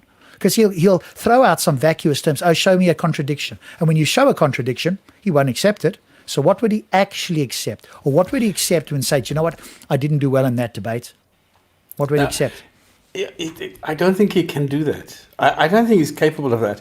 But what he doesn't understand is that he's shooting himself in the foot. Because, look, if he considers himself as the A team and AP as B team and me like a C team, now, how many times have I deflated him totally, utterly, completely? So that means me as a C team can easily deflate him as the A team. So I, as a baby, can easily clobber him and he doesn't have a chance. So what the hell is he talking about? He doesn't understand that he's shooting himself in the foot here. Yeah, exactly. If you're going to inflate your self-importance, I would never claim I'm an A team or even a B team atheist, right? Maybe I'm C or D or whatever it is. There's atheists that are like super, knowledgeable and great debaters and stuff like that. I just do the best I can. I recognize that I'm limited. I'm not the smartest guy or the most knowledgeable. I do the best I can, and that's the best I can, right? And I wouldn't even remotely think that I could approach the A team or B team or whatever the case is. But that's the difference in the two of us. I've got some reflection and introspection that those abilities is just completely missing. If he thinks he's the A team, holy crap, I don't want to see what the B team is like. I mean, or I can get, my children to come and have a conversation with them. What is this? If that is the best that atheism can bring, then you are in a worse state than you are willing to. Who the fuck is this? I mean, you're a coward. I don't know. That's SpongeBob. Okay. SpongeBob Bobeb. SpongeBob Bobeb. Listen, Bobeb. If you have any kind of balls, why don't you come and join us on Friday and talk to us, chat to us directly. Don't hide behind your keyboard and say, Apus got washed. I don't know what Apus is, and got washed. I don't know what wash is. Why are you hiding behind other people? Why don't you come and talk to me? Well, I don't even know what that means, Stops. I mean, they're never going to speak to you, right? I mean, they're never going to speak to any of us, right? And look, that is what it is. We kind of accept that there's going to be a lot of keyboard warriors, but that happens in all things. But I do see a lot more, Muslims being keyboard warriors than, say, atheists or Christians. But we know that they're not going to come and have a discussion with us. But I don't even know what that comment is supposed to mean here, right? This particular one. If that is the best that atheism can bring, then you are in a worse state than you are willing to realize. Who said anything about best? Who said anybody was the best? Stops is saying the C team. I haven't even said that I would remotely get onto the C team or whatever the case is. AP doesn't presumably think he's the A team. So who said that they're the best? Nobody's claimed that. Where are you getting this from? Do pay attention here. I mean, straw man comes to mind here. No. Look. This is spiritual. You guys need to stop begging off of hijab's name. They think that if we mention hijab, then this is somehow increasing our I don't know what. These people, these idiots, they don't know that I have deflated hijab several times already. They don't realize that I told him he's an idiot when was it? Like 3 weeks ago. So SC Dawa, they can go and look on their channel. Yeah. So Stop that discussion there. If you have an issue, then debate hijab yourself. I have an issue. You set it up. Set it up, please. Mention my name and see how quickly hijab can run and hide. He will hide behind his mummy's skirts, peek out and say boo. And that's all he can do. He is going to. No, but he's just said. It's not about face to face. It's not about face to face. We're in the 21st century. I don't have to go and get into a plane and fly to the UK and take a hotel and get to the park only to tell him he's a stupid idiot. I can do that here. It's much better, much easier, and we can do this. Stops. He's not going to do that, right? He's walled himself out. No, he's a coward. He's a coward. None of us are part of the A team. He thinks he's the A team. The rest of us are all like the F team or whatever the case is. And like you say, even B or C team atheists can take care of him. That's not a problem. But that's what he will do to avoid debating any of us. And I don't even need a formal debate. And I think formal debates, if they're not set up in the right way, aren't that particularly useful. I want the backwards and forwards, because that's how you can uncover the disingenuousness and the lack of understanding or the logical fallacies. If you got these prepared things where you can't be challenged, that's not ideal for me. So the William Lane Craig type debates, no, I don't like those. They don't work because they don't really show you. On the rare occasions with somebody like Craig did do a face-to-face with somebody like Shelley Keegan, somebody like what's his name, the cosmologist, Sean Carroll, then you see what happens, right? When he's doing that sort of thing, then he's out of his depth, right? That's where he's not good. In prepared ones, he's very slick. But Hijab won't. He's walling himself off, and we've just heard it here. He's the A team. He's only going to debate other people that he subjectively thinks is the A team. So all you need to do is get yourself a diploma mill, get a diploma from one of these diploma mills, and then say you've got a degree, right? Same as kind of what he's done. So, and then he doesn't have that excuse, but he'll find something else. So he's walling himself off from having a debate because he thinks he's somebody special. Now, what people need to understand is I am not desperate to talk to him. You are desperate for me to talk to him because you think he is going to show me up. You don't understand that I've already taken care of him a couple of times. It's very easy to do because hijab really is not so good. He thinks he's A team, but he's not. He's just another fool. And that is why he is so scared of us. That's why he will do anything to avoid to talk to us. Now, you guys here, like Aswell and spiritual and all you are the cowards. You are the cowards because you are too scared to come and talk to us and you want to push Hijab to come and talk to us to show us who is the boss here. But you are the cowards because you don't even have the balls to come and talk to us. That's how stupid you are, really. I suppose, to be fair, Stops, they're pretty much like, the two boys at the bottom there. They probably don't know a lot, so they look up to people like Hijab because they don't know any better, and they don't realize how fallacious his arguments are. Even when we deconstruct it, we show the verses, we do all of that here. So they would never come on. But so they are cheerleaders for Hijab, and that happens. I don't sort of bother myself too much with them because I know they're never going to come on here. They're going to big up Hijab. It doesn't matter what Hijab said. If you asked any of these Muslims that are on the chat now to present an argument that they think is substantial and they could defend based on what Hijab has said, you wouldn't get anything in the chat here. They'd give you a statement, oh, he's done this, he's washed him, he's done this. How did he do it? Can you give me some specific argument that you think is substantial? You just won't hear anything. That's all I do. That separates Muslims that even have a remote understanding of something and those that are cheerleaders. That doesn't matter what came out of Hijab's mouth. He could say the sky's purple. They're going to go, yeah, wow, that was amazing. How did you know that? That's the sort of thing that'll happen. They will just nod along like the two boys at the bottom here, not knowing one way or another. I would love, just to show it, I'd love to get one of these apologists on my side and just say, speak some gibberish. Come on, let's go on. I'll even give you some gibberish to speak that kind of sounds like it could be even remotely not gibberish, but you and I will agree it's not gibberish, and let's see how many Muslims agree with you. But because they are well known, they could literally speak some sort of gibberish, and a majority of the Muslims will still nod their head as if they said something substantial. And when you ask the nodding sheep what it was, they'd either repeat it as parrots, not realizing how fallacious it was, or they wouldn't know what to say. Normally, that's one of the two things. It's like look, accept it, man. You can't beat No, you're right. I told that's you. That's the one thing I do agree with. I did. That's one thing I do agree with. He's not remotely a scholar, buddy. But the fact that you are bigging him up in any way, and all I have to ask you is, what do you think that he said substantial in this entire discussion? Name me one thing, and I'll wait to hear. Yeah, exactly. I've memorized the Quran. You get it? I've done the thing. It doesn't matter. I know people who I know people who have memorized the Quran. I've done what you haven't done. You have to allow me. And by the way, when I say I memorized the Quran, it's still weak and stuff, and there's still bits I have to recite to the Sheikh, so I have to be clear here. But still, having said that here, what I'm saying is, I have done the training. Do you get it? I've been through 10 years. So the fact that you can memorize the Quran is what? Just tells me that you can parrot back something. I mean, maybe that's an achievement if parroting something back is like some sort of category of, reverence, fine.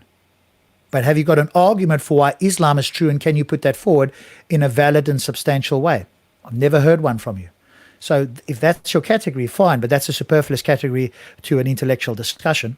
I don't care if you can parrot it back. And in fact, when we go and look at the verses, your understanding of them is very poor and your inferences aren't justified. So maybe that impresses some Muslims that you can parrot back the Quran in bad Arabic, especially according to actual Arabic speakers. But that's not impressive to me. 10 years of And by the way, this is not an atheist channel. This is just a channel where people talk. This is just a channel for people with a sound mind. That's all. Yes, we happen to be. we happen to be atheists. People, yeah. But it's not about atheism or anything like that all the time. And we on the Genetonic show, we have a theist who's a co-host that helps us critique Islam. So yes, we are atheists. That's true. But the channel isn't necessarily atheist, although I am an atheist and, I'm the channel owner. But I will want to have theists on. Who wants to come on here? Come on here and defend something that you think that Hijab has said in this entire discussion with AP that you think is substantial, and we'll have a conversation on that. There, the offer is open. I'll wait. Again, I'm offering a debate. And food and, doing your thing and enjoying your time and whatever atheists do. Yeah, and watching TV and Netflix, I've had to memorize stuff. I've had to read books. I was in a dark room reading stuff. I've had to read. I can brag about my knowledge here too. It's not fair. It's not fair that you're calling me the guy that has to come to you groveling. You're the guy You're not. He never said that at all. He issued you with a debate challenge. He didn't say come groveling. Straw man again. At what point did he say come and grovel? I'm the best. You come to me, Hijab. In fact, it's the other way around. I think you're looking in the mirror and forgetting that you should be referring to yourself here. At no point did he say, hey, come to me. He put out a debate challenge, have a challenge here. He didn't say come groveling. But if you want to avoid having that debate challenge because you are part of the A team and you have all these degrees and you think yourself so high and mighty and you think he isn't, well, fine. But then anybody else that's a lot higher and mightier than you should play the same game and say, no, Hijab, you're not somebody at my level. So the actual A team players on the other side of the fence, the Christians or the atheists, they shouldn't debate you based on your criteria because their degrees, their knowledge far surpasses yours by a country mile. So be careful what you wish for, yeah? You're not coming to me. We are doing something modern. I know, but So you like, asked all. anytime, come to London at any time. Come, we'll pay for your ticket, no problem. No. Yeah, We're doing a modern debate. I like, if you want a debate, a formal debate, I don't like online debates. You get it? I'm a big character. Okay, he doesn't wonder like face why. debates. So I where's the wonder problem? why.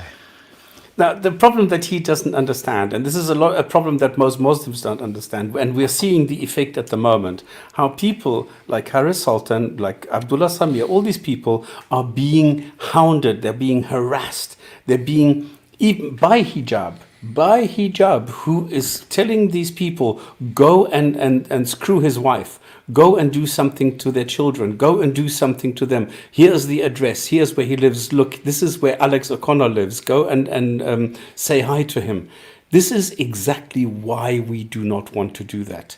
I admit this, I am a coward. I don't like physical violence. I am scared of people like Hijab because he is violent. I am not scared of his intellectual prowess. I'm scared of his violence. And I am very, very open in admitting this. I don't have a problem with that at all because I don't like it.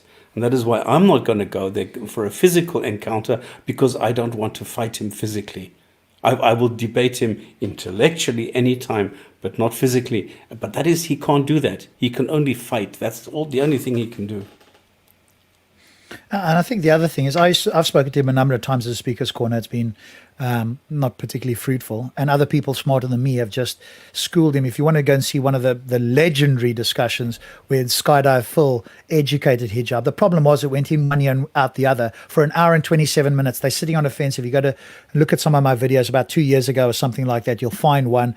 Mohammed Hijab and Ali Dawa speaks to Skydive Phil, and he informed about cosmology because they are utterly ignorant on cosmology. He'd read all the papers on many of the things, the claims they'd been making. Most of us haven't read that sort of stuff, and gave him a schooling of note. Right, this is just one I remember, and told him why you can't claim that the universe, that an actual infinite is impossible, and explained to him why and why the paper, etc., that he attempted to claim. And he claimed that he had read part of it. He probably didn't even know what the paper was. That's the and typical explained thing. Hilbert's Hotel. Correct. So Hilbert was a mathematician, and that's where they try and get this from, and explained it. And I caught Hijab on a video later on saying to a Canadian guy, no, an actual infinite is impossible. When he'd been educated and schooled by Skydive Phil why you can't say that, and if you are going to say that, what's your argument? And of course he didn't have an argument. He just sort of babbled some mathematical things that were completely irrelevant. Unfortunately for him, he was speaking to somebody that was knowledgeable on the topic, and he wasn't able to blag his way through it, although again some Muslims will probably think he did something there. That just shows, I mean, that's a great video to watch to see if any Muslim says how well Hijab did it. Works. There we go. TDS Davis, just put the link in there. Go and watch that debate.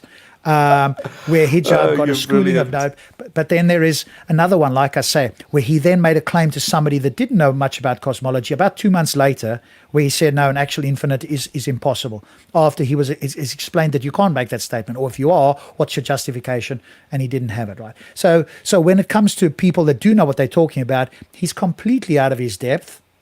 And so him claiming that, he wants to wall himself off like this and he doesn't want to do an online. Why not? Because it's exactly what we did here, right? All we do is we bring up verses that he claims, we read the verses out loud, and then we go through it with a critical eye and show the audience why what he's saying is complete bollocks and you can't draw those inferences. And so that's why they're scared to have formal debates online as well, because now you can fact check them live in the moment, whereas in Speaker's Corner or somewhere else, it's much more difficult to do. Then you have to go do videos afterwards to show people the nonsense because you don't have immediate access to the claims, or you've got to stop it and try and bring up your phone or whatever. But here we can do that, right? So that's why they don't want to have an online debate where you can actually be fact checked. You can have people there looking this sort of stuff up live in real time. And then they can't bring up this nonsense like we're doing now. And we've shown it. So those people who go watch this part 2, they'll see where we've deconstructed the verses that he claims shows this or that, and how, of course, it doesn't show anything of the sort. Okay. Why don't you like online debates? I don't like it, man, because for me, when it comes to debates, I like to actually get involved with the actions. You get it? I like to Yeah, what he wants to do is dominate physically, as you put it, Stops, especially like the debate with Cosmic Skeptic. And because he's a tall guy, the same thing in Speaker's Corner. He wants to have a physical dominance because he doesn't have an intellectual dominance. So that's why he likes doing that. On the online, it's a flat playing field. It's an even playing field. It doesn't matter how big you are. We care about what you're saying, and does it make sense? Have you got good reasons? And you can't impose your physicality. And if you shout and scream, you just look like a lunatic. Like the time he said, "You're finished, boy. You're finished." I mean, anybody who was paying attention there, that just looked like somebody who had lost the plot and needed psychological help. So when you try and do that online, you look like a complete and utter lunatic. When you do it physically, some people will get, like you say, some people will be, a little bit, what's the word?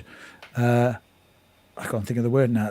They're a little bit apprehensive when if you try and impose yourself physically. So he's playing on his size, but not the intellect. And that's why I say online is a great leveler. And in fact, the best way to do it, which is what Skydive Full did, is you exchange your opening statements. You say, what are the references you're going to bring to your first statement? Give me your first statement. I'll give you mine. So we can look up what we're going to say, what each of us are going to claim, so that we can bring the strongest rebuttal. That's the most intellectually fair thing, because now you don't get hit with something that you haven't looked up and somebody has to claim it and you've got to go and look it up in real time. I mean, you can do that to some degree, but that's a very fair way to do it, because now you're going to hear the strongest things that somebody cuts, because they've got the time to look up your references, see whether what you're saying is in fact the case. Is it reasonable? What do other people say, etc., right? But that would never happen with these guys. Body language is a big thing. He's such a coward. Right To now, impress the audience, that is exactly why I don't want to have a personal debate with you, because I want to focus on the knowledge. I want to focus on the knowledge. Engage the audience. I like to keep it. It's 3 hours. For me, my YouTube channel is a film channel. I don't even know why, but I realize why. It's because I engage people. If I speak in a monotone way and the way we're doing it online. Yeah, he's just an actor. He said it himself, right? Yeah, if you think I'm misquoting him, he said it on SE Dial when Stop Spamming was speaking to. He said, "Oh, I'm an actor." So for him, it's rhetoric. It's a rhetorical. He likes to shout loudly to the audience as if that would somehow, sway critical minds. It'll sway the masses who are sheep, but it won't sway anybody like myself and Stops and many others who are paying attention for the substance and not the acting and the whole chivalry around this sort of thing. And that's what you can't do online. And like I say, when he does do it online here, he just looks like a fool, right? So I can see why he doesn't want to do it online. The other thing is he doesn't have full control. Because when it's online, you can put everything that you do online yourself, and then you have control over the comments and you can open them up. He doesn't like that. He wants control because his channel is heavily censored. If you see the views, I mean, he's got maybe 20,000 views, but only 500 comments, where somebody else has maybe 2,000 views, but 5,000 comments. And this is the indication that you get that he doesn't let any comments through which are not positive towards him. So he wants to be in control because he's a coward. He's a little kid who's too scared. I mean, he goes around and bullies people. But as soon as somebody stands up to him, he runs away. And this is the whole point. This is why he can't handle this. He needs to have a stage and then he needs to be in control. And Alex was the one who now put out 45 minutes of the debate, who who caught the raw end of the pineapple here, because Hijab dominated it and said, no, you can have all the footage, no problem. And then suddenly turned around, no, you can't. So this is Yeah. So it's a good learning, right? For again, Alex will learn from that, and that's the great thing, right? If you're going to debate anybody, you demand that you get a raw copy of the recording directly afterwards. You get a copy. You bring your own camera, whatever the case is. If you're doing live, the great thing with online is that you can have those stipulations in place immediately. You do it on something like modern day debates. That's a very it is. I think the moderator or the channel owner is actually a Christian, but it's a very fair. I've watched all kinds of things, flat Earth, BLM movement, a lot of religious stuff, you name it, right? That's like, I would say that's quite a neutral channel. Even and even the Christian moderator has called out, one or two of the Christians that have gone a bit crazy on occasion. So go onto a channel like that where you'll get fair time, where you'll be treated, equally. But no, he won't do that, right? And you can understand why, because if you had an intellectual argument, you don't need anything else. It just cuts through all the rhetoric for those that are paying attention. Those that can't or unable to pay attention, then they're looking at the theatrics. That was the word I was looking for, right? The theatrics entertains people. And some people who don't want the education want the entertainment because they're either unable or unwilling to have the education. So entertainment takes its place. But for AP, myself, you, maybe like, I'm more for the education straight, but I can see a point of some entertainment.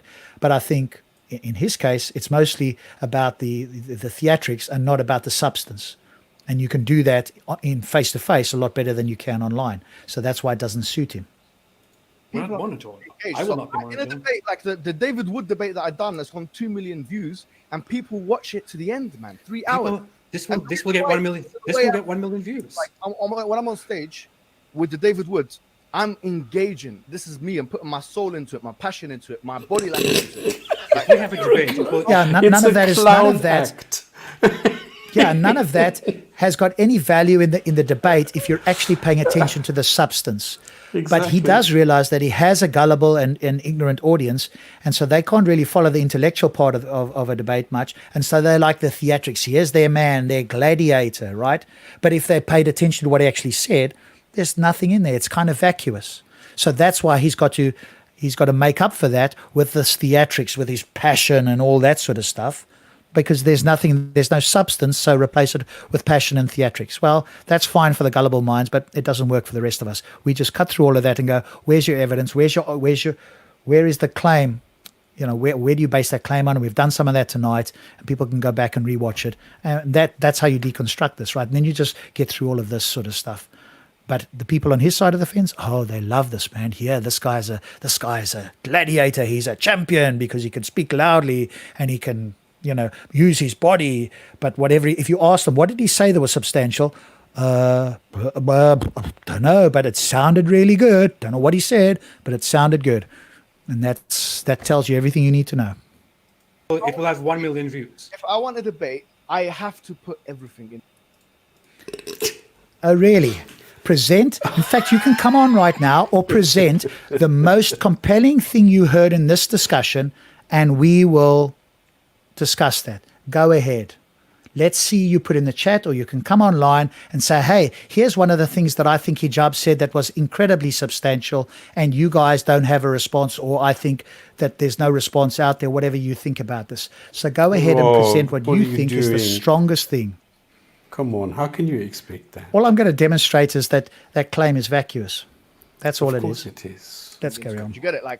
So what I'm saying, understand. come down to London. We come down to No. debate. I'm never gonna. Come I'll never down. back down from any Islamophobe on the face of the earth. Let me tell you this. I'll make it clear. Any Islamophobe challenges me in any way, any Islamophobe, and I'm not gonna retract this. It challenges me in any way, unless I'm physically injured or incapable. Yeah.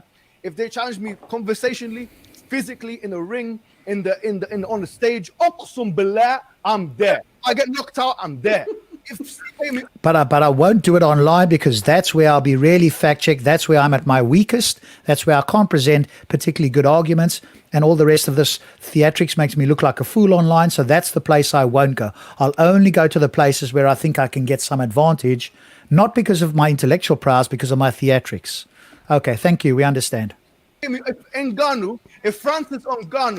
If Francis Ngannou tomorrow decided to be, You have told me that I shouldn't be trusting you. What is You told me that I what shouldn't is he trust you. doing? Why should What I is he trust actually you? Why doing? should I come down to you and say, You What I'm told me saying that now, I don't you- care. I don't care. I fear Allah. told me that I shouldn't trust you. I look forward to death. I actually look forward to it.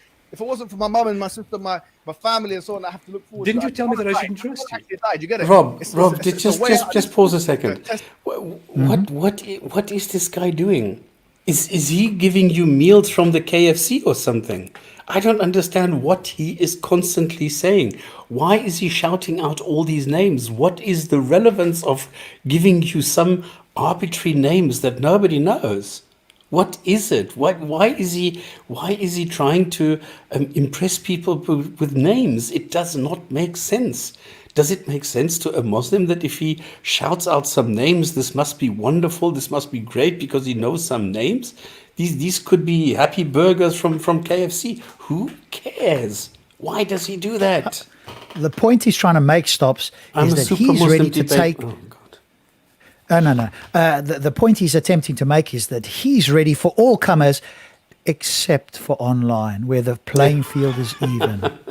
Anywhere else where I can get an advantage, I'm ready for them. Even if they're world champions, they want to take me on in the ring, I'm ready for it. But don't tell me to do it online where the playing field is even and I can't impose myself or I look like a fool. That I don't want. Yeah, but why drop Good the luck names? with that. And then he's going to pat himself and say, hey, I'll take on anybody under my conditions, but not on an even playing field. Okay? Good luck with that. testing life. I'd love to be. Well, this doesn't make it easier. No, I'm looking forward to death. I don't care about these things. I Well, don't. saying that doesn't. Dude, if you're that looking forward to it, go and join ISIS and you can get there. That won't be committing suicide because, hey, you'll be fighting for the Ummah or whatever the case is. There's ways you can get to heaven without committing direct suicide. Go and do that. Don't keep telling us about how you're looking forward to death. Just go and do it. Find a way. There's creative ways, I'm sure. Doesn't make it I easier. don't care about death. You get it? Wallahi, I'm a Muslim. I'm a Muslim, brother. I don't care either. I am a Muslim. So I believe in a hereafter. I believe in a day of judgment. Okay. I believe in hellfire. I believe in heaven. So You believe all this stuff which you can't demonstrate. Telling me all the vacuous claims you believe in, demonstrate they're true or remotely true even. Yeah, I mean, people believe in the Greek gods. People believe in Jesus being resurrected. People believe in multiple gods. The Hindus. People believe all kinds of things. People died believing they were going to go and be on an asteroid. The Heavens Day cult, the entire cult committed suicide so that they could be resurrected and live on this asteroid that was passing the Earth. People believe all kinds of nonsense. All we want to know is what good reasons have you got to think it's true.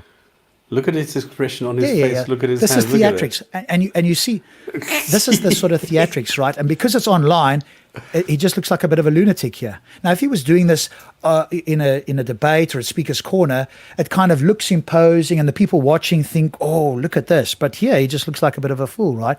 And that's why he doesn't want to do it online. It's the great equalizer. No, why so religious? If a Muslim believe said he those would things. come on, he didn't. He just said, debate me. He's another coward. He will never come on. He's just said, debate me. This is just... I asked that big other mouth. Muslim, what was it? Because he claimed to understand everything that Hijab has said. And I said to him, just present one thing that you think is substantial that Hijab has said in this entire discusussion, and we'll quickly deal with that. What have we heard? And nothing. Completely nothing, which is Nothing. the norm. He I'm used just to that. carries on, yakking from the I sideline. don't. Yeah. Turn I think it's pretty ridiculous. people that are going to live in the hellfire and crackle in there. And I believe that there's some people that are going to be in This heaven. is and they're babbling gonna live nonsense. there. And you will live an eternal life, you will live an eternal life without any purpose. I like You will live an eternal- Apostate you will live an Prophet. eternal life doing nothing at all. Purposeless life in eternity. But And millions of years on Earth was completely empty for nothing. Everything that we have done on the Earth, everything that we have done in history, everything that we have built, all the civilizations, all the knowledge will all be gone. It will be all for nothing. And the only thing there is that we will die and go to heaven and live without purpose forever and just have our entertainment. What evidence? What virgins and small boys and rivers of milk and honey. All the things that you'd want on earth, you get in heaven for eternity. How boring is that eventually? You'll get bored, don't worry, if it were true. Fortunately, there's no good reason to believe any of this nonsense is true. But if it were true, how boring is that? You'll quickly get bored. Even the richest humans that have all the women in the world here, they eventually get bored and they want to do other things. And they keep trying to push the envelope. It's going to be no different if there were such a heaven. God will have to keep upping the ante to keep people happy because they eventually get bored with this sort of stuff. But again, fortunately, there's no good reason to believe any of this nonsense is true. Well, yeah, exactly. What evidence? Look, What I'm evidence? you with his evidence. I'm showing you that the What book evidence? is authoritative. I'm telling you that, look, the Quran. We should debate that. There we go. He's putting his arms up. What evidence? Exactly. Thank you, AP. What evidence? All you've made is vacuous claims. You haven't actually brought any evidence. And the times that you do appeal to verses, we bring it up on screen here and we show that it doesn't say what you say. And the inference you're trying to draw is vacuous. So Hijab's evidence is, hey, I'm quoting a scholar. It's an appeal to authority. I won't even tell you what the scholar says, or most importantly, why he says it, because that's the part we really want. Anybody can say anything. We care about why they say it. Have they got good reasons, whether a scholar or a lay person, why they do it. So Hijab's version of evidence is, hey, I'll appeal to somebody that's a name that some people know, and that's my evidence. No, it's not. Comes from Allah. How do we prove it? We show that, look, the Quran is cosmologically coherent with the 7th century and with the 21st century. We're saying That's a contradiction. It can't be cosmologically coherent with both of them.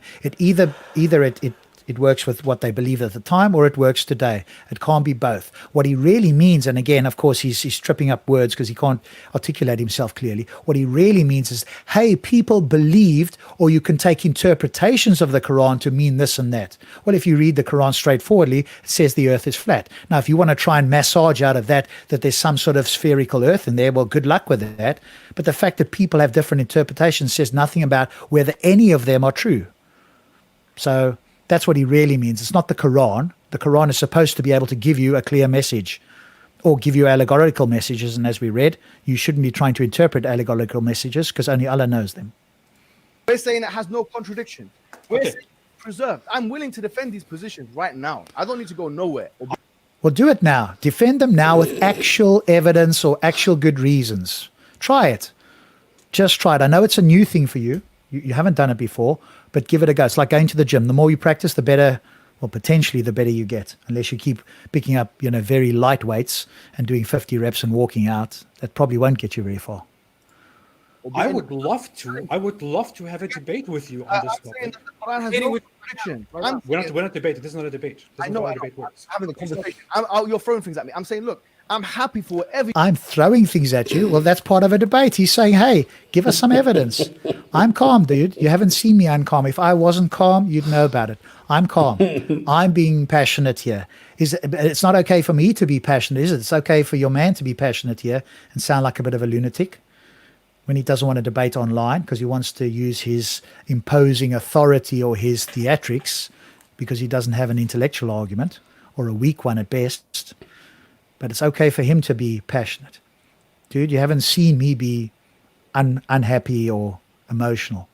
Whatever you tell me now, your biggest evidence. We've seen your biggest evidences because you have it online. Oh, dear. Evidence. Even he's getting tired of this repetition here. It's like, oh, Hijab, you don't have to keep saying this, man. I'm going to fall asleep in a moment.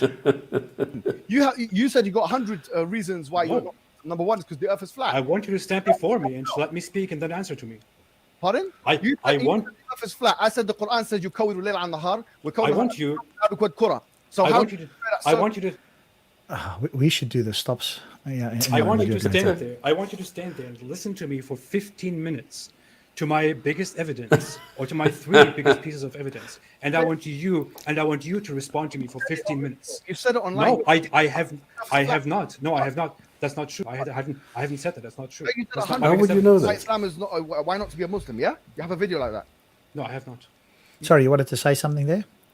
No, the thing is that Hijab looks at these things and thinks, these are the arguments that AP is making. He just said, I have not. So why does he think he knows better than AP what AP has put out as videos?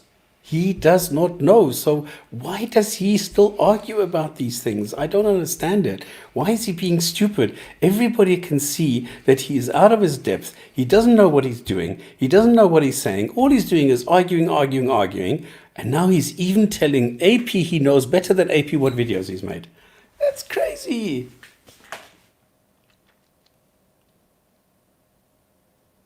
I'm finished.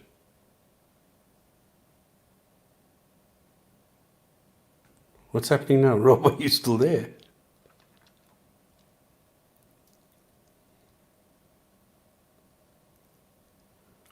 Hello, Rob? What happened now?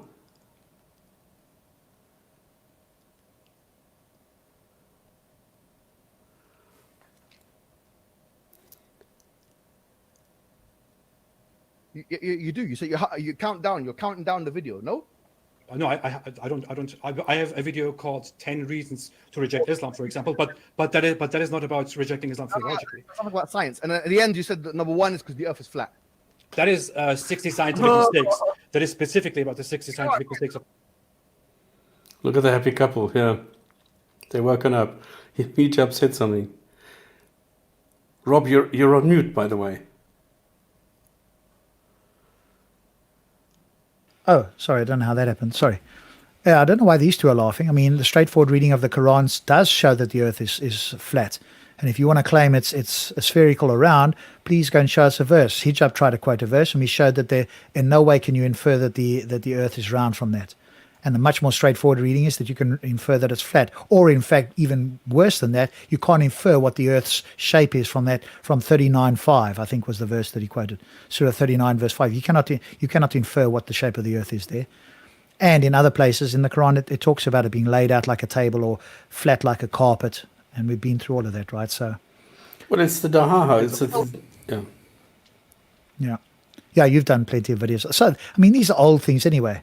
Yeah. And he himself is saying that you can interpret it in multiple ways. I mean, that's shooting yourself in the foot. You're basically saying that this is allegorical stuff. Because we looked at that verse that he quoted again early on for people that haven't come. And the Quran says there's some verses that are absolutely clear and the rest are allegorical. And those that seek the interpretation of the allegorical are those with a perverse heart. And only Allah knows the answer to the allegorical ones.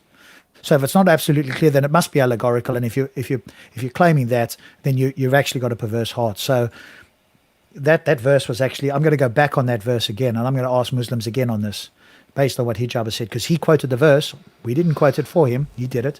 And we just went to interpret it, right? Read it even. I'm sure Muslims have other interpretations, and we'll see how they can try and reinterpret that verse. The Quran, sure. But no. We dealt with that. No, it's not. It's not. I didn't. That's number one. It wasn't ranked. It was simply counted. It wasn't ranked according to what is strongest and what is weakest. You said it. You said the number one. Just a quick one. I'm stopping for a moment because TDS Davis put it there. Here's the Discord server, the Gin and Tonic. So again, if any of you want to come and speak offline, if you're a bit nervous about speaking to us online, that's understandable. We can be a little bit, I don't know. Intimidating? What's the word? Intimidating. That's not our intention, but we can come across as a bit intimidating maybe to Muslims that aren't used to doing this. But if you want to do it offline, there's the link to the Discord server. If any of you want to come on there, we could go on there. I've got literally 1 hour left, and then I have to stop, and stops can carry on if we haven't finished here. But you can always come there to the Discord if you're a bit nervous about coming online. One reason. No, I have not. Okay, we'll look back. I was just counting. I have three main reasons why Islam is definitely not true. And I will demonstrate them to you, and you will not be able to justify your beliefs. I've been trying for 1,400 years. Okay, look, the Quran says, and they have succeeded. Contradictions in it. Islam is dying. Pardon? Islam is dying. People are leaving Islam in masses. There's going to be 1/3 of the world is going to be Muslim at one to 99.7% because of birth rates and the young age of Muslims. Because that's a big chunk. 3% because of conversion. That's 0.3%. That means 3,000 people in 100 years. About that, because 3 million people. Sorry. Yes, 2020 to 2050. Apparently, there's been 4 million converts. But do you know we deal with? I doubt that. 2050. Do you know from what I've seen? Okay, there is actually a Pew thing on that. I could bring that up. No, it's a projection. There is no data. Yeah, it's a projection. Yeah, it's a projection. That's true. There's no real data. It's and that stupid. can change, They're not right? taking anything. Exactly. They're not taking anything into consideration. And the funny thing is now the SARS-CoV-2 virus is a reason why a lot of Muslims are leaving again, because they realize that their God is incapable of doing anything. They realize that they are dependent on science. They realize that these things don't work like that. Their gods are not doing anything. They realize that Mecca has to close. They realize that Medina has to close. Everything is closed due to this virus, and their God is doing absolutely zilch. And this is leading people to realize there's something wrong here. So here's the projected, and this could change based on factors, right? But here's the projection. So between 2010 and 2050, Pew projects that Muslims will increase by 3 million. The biggest change by 20 times is unaffiliated, those who do not have a religion, i.e. agnostics, atheists, unbelievers, right? The Christians are going to lose a lot, and so are Buddhists and Jews and so forth. So the biggest one by far is that. So that's the projection from Pew themselves. That's what is being referred to there. So that is not an argument in favor of hijab. The biggest people are the people who are going to, not be certainly by conversion. But anyway, we could talk more about this. There's heard other now numbers that as well. In Saudi, for example, the rate of people who are no longer believing Muslims is looking at something like 27 or 30%. It's even higher in Iran, for example. So Islam is collapsing, and hijab is actually the one who is accelerating this. Hijab is the one, with his discussion with Yasser Qadi, he was the one who cracked open the foundation, that now it is 100% sure that the Quran is wrong, that it is not being protected or anything. And this is his fault. It's his fault that he is accelerating the demise of Islam. This is so funny. Just read a comment or two. I'm just checking on my dog quickly, so I'll be back in 1 sec. Okay, what do we have in the comments? Flat Earth to face Mecca for prayers. Yeah, it doesn't make sense anywhere else, because if you are anywhere else on the planet, you're not facing Mecca. And everywhere you are, if you are looking towards the direction of Mecca, your backside is doing the same thing. So, this doesn't make sense.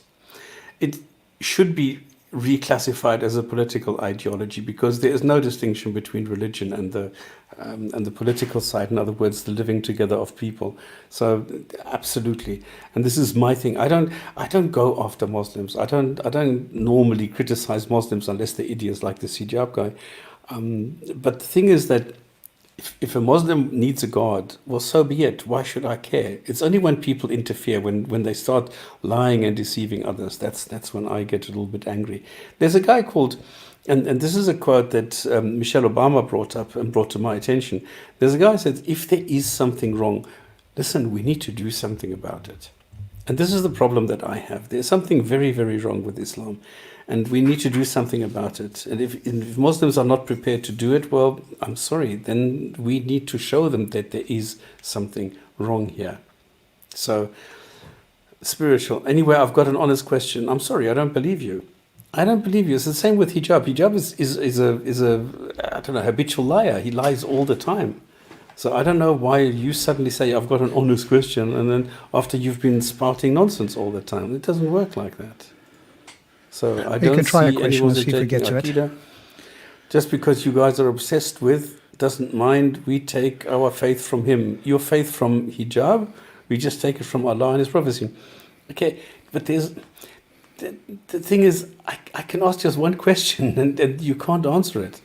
So the problem is, you're taking it from Allah. Well, you don't know anything about Allah. You only know it from the Quran. So the only reason why you believe that there is Allah, then it's because of the Quran. But then if you're looking at the Quran, we know now from Muslim scholars that the Quran is wrong, that it's unreliable. So if it is unreliable because it's not protected, and it's not preserved, there are variants, and we know that, and Muslim scholars are now certainly agreeing with this, and they have to admit this. If this is unreliable, why are you relying on anything in the book? It's just a book. If there would be a God, then the God would know how to convey the messages. You wouldn't need a book or messengers or anything like that. And that is why this doesn't make sense.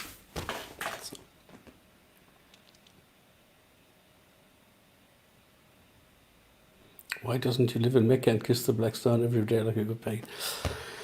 Yeah, unfortunately, it doesn't always work that way, unfortunately. But he is the one who said, well, no, we don't kill apostates, we relocate them. Yeah, but hang on, you need to relocate them to a country where you have a peace treaty, so you first need to go to war with them, then have a peace treaty, and then you can go and send the people there. What the hell is your problem? it shows you how intolerant he is, that he cannot even handle people like me who don't believe his God exists or goddesses in general exist. Why can't he accept this? Okay, let's carry on. Cool.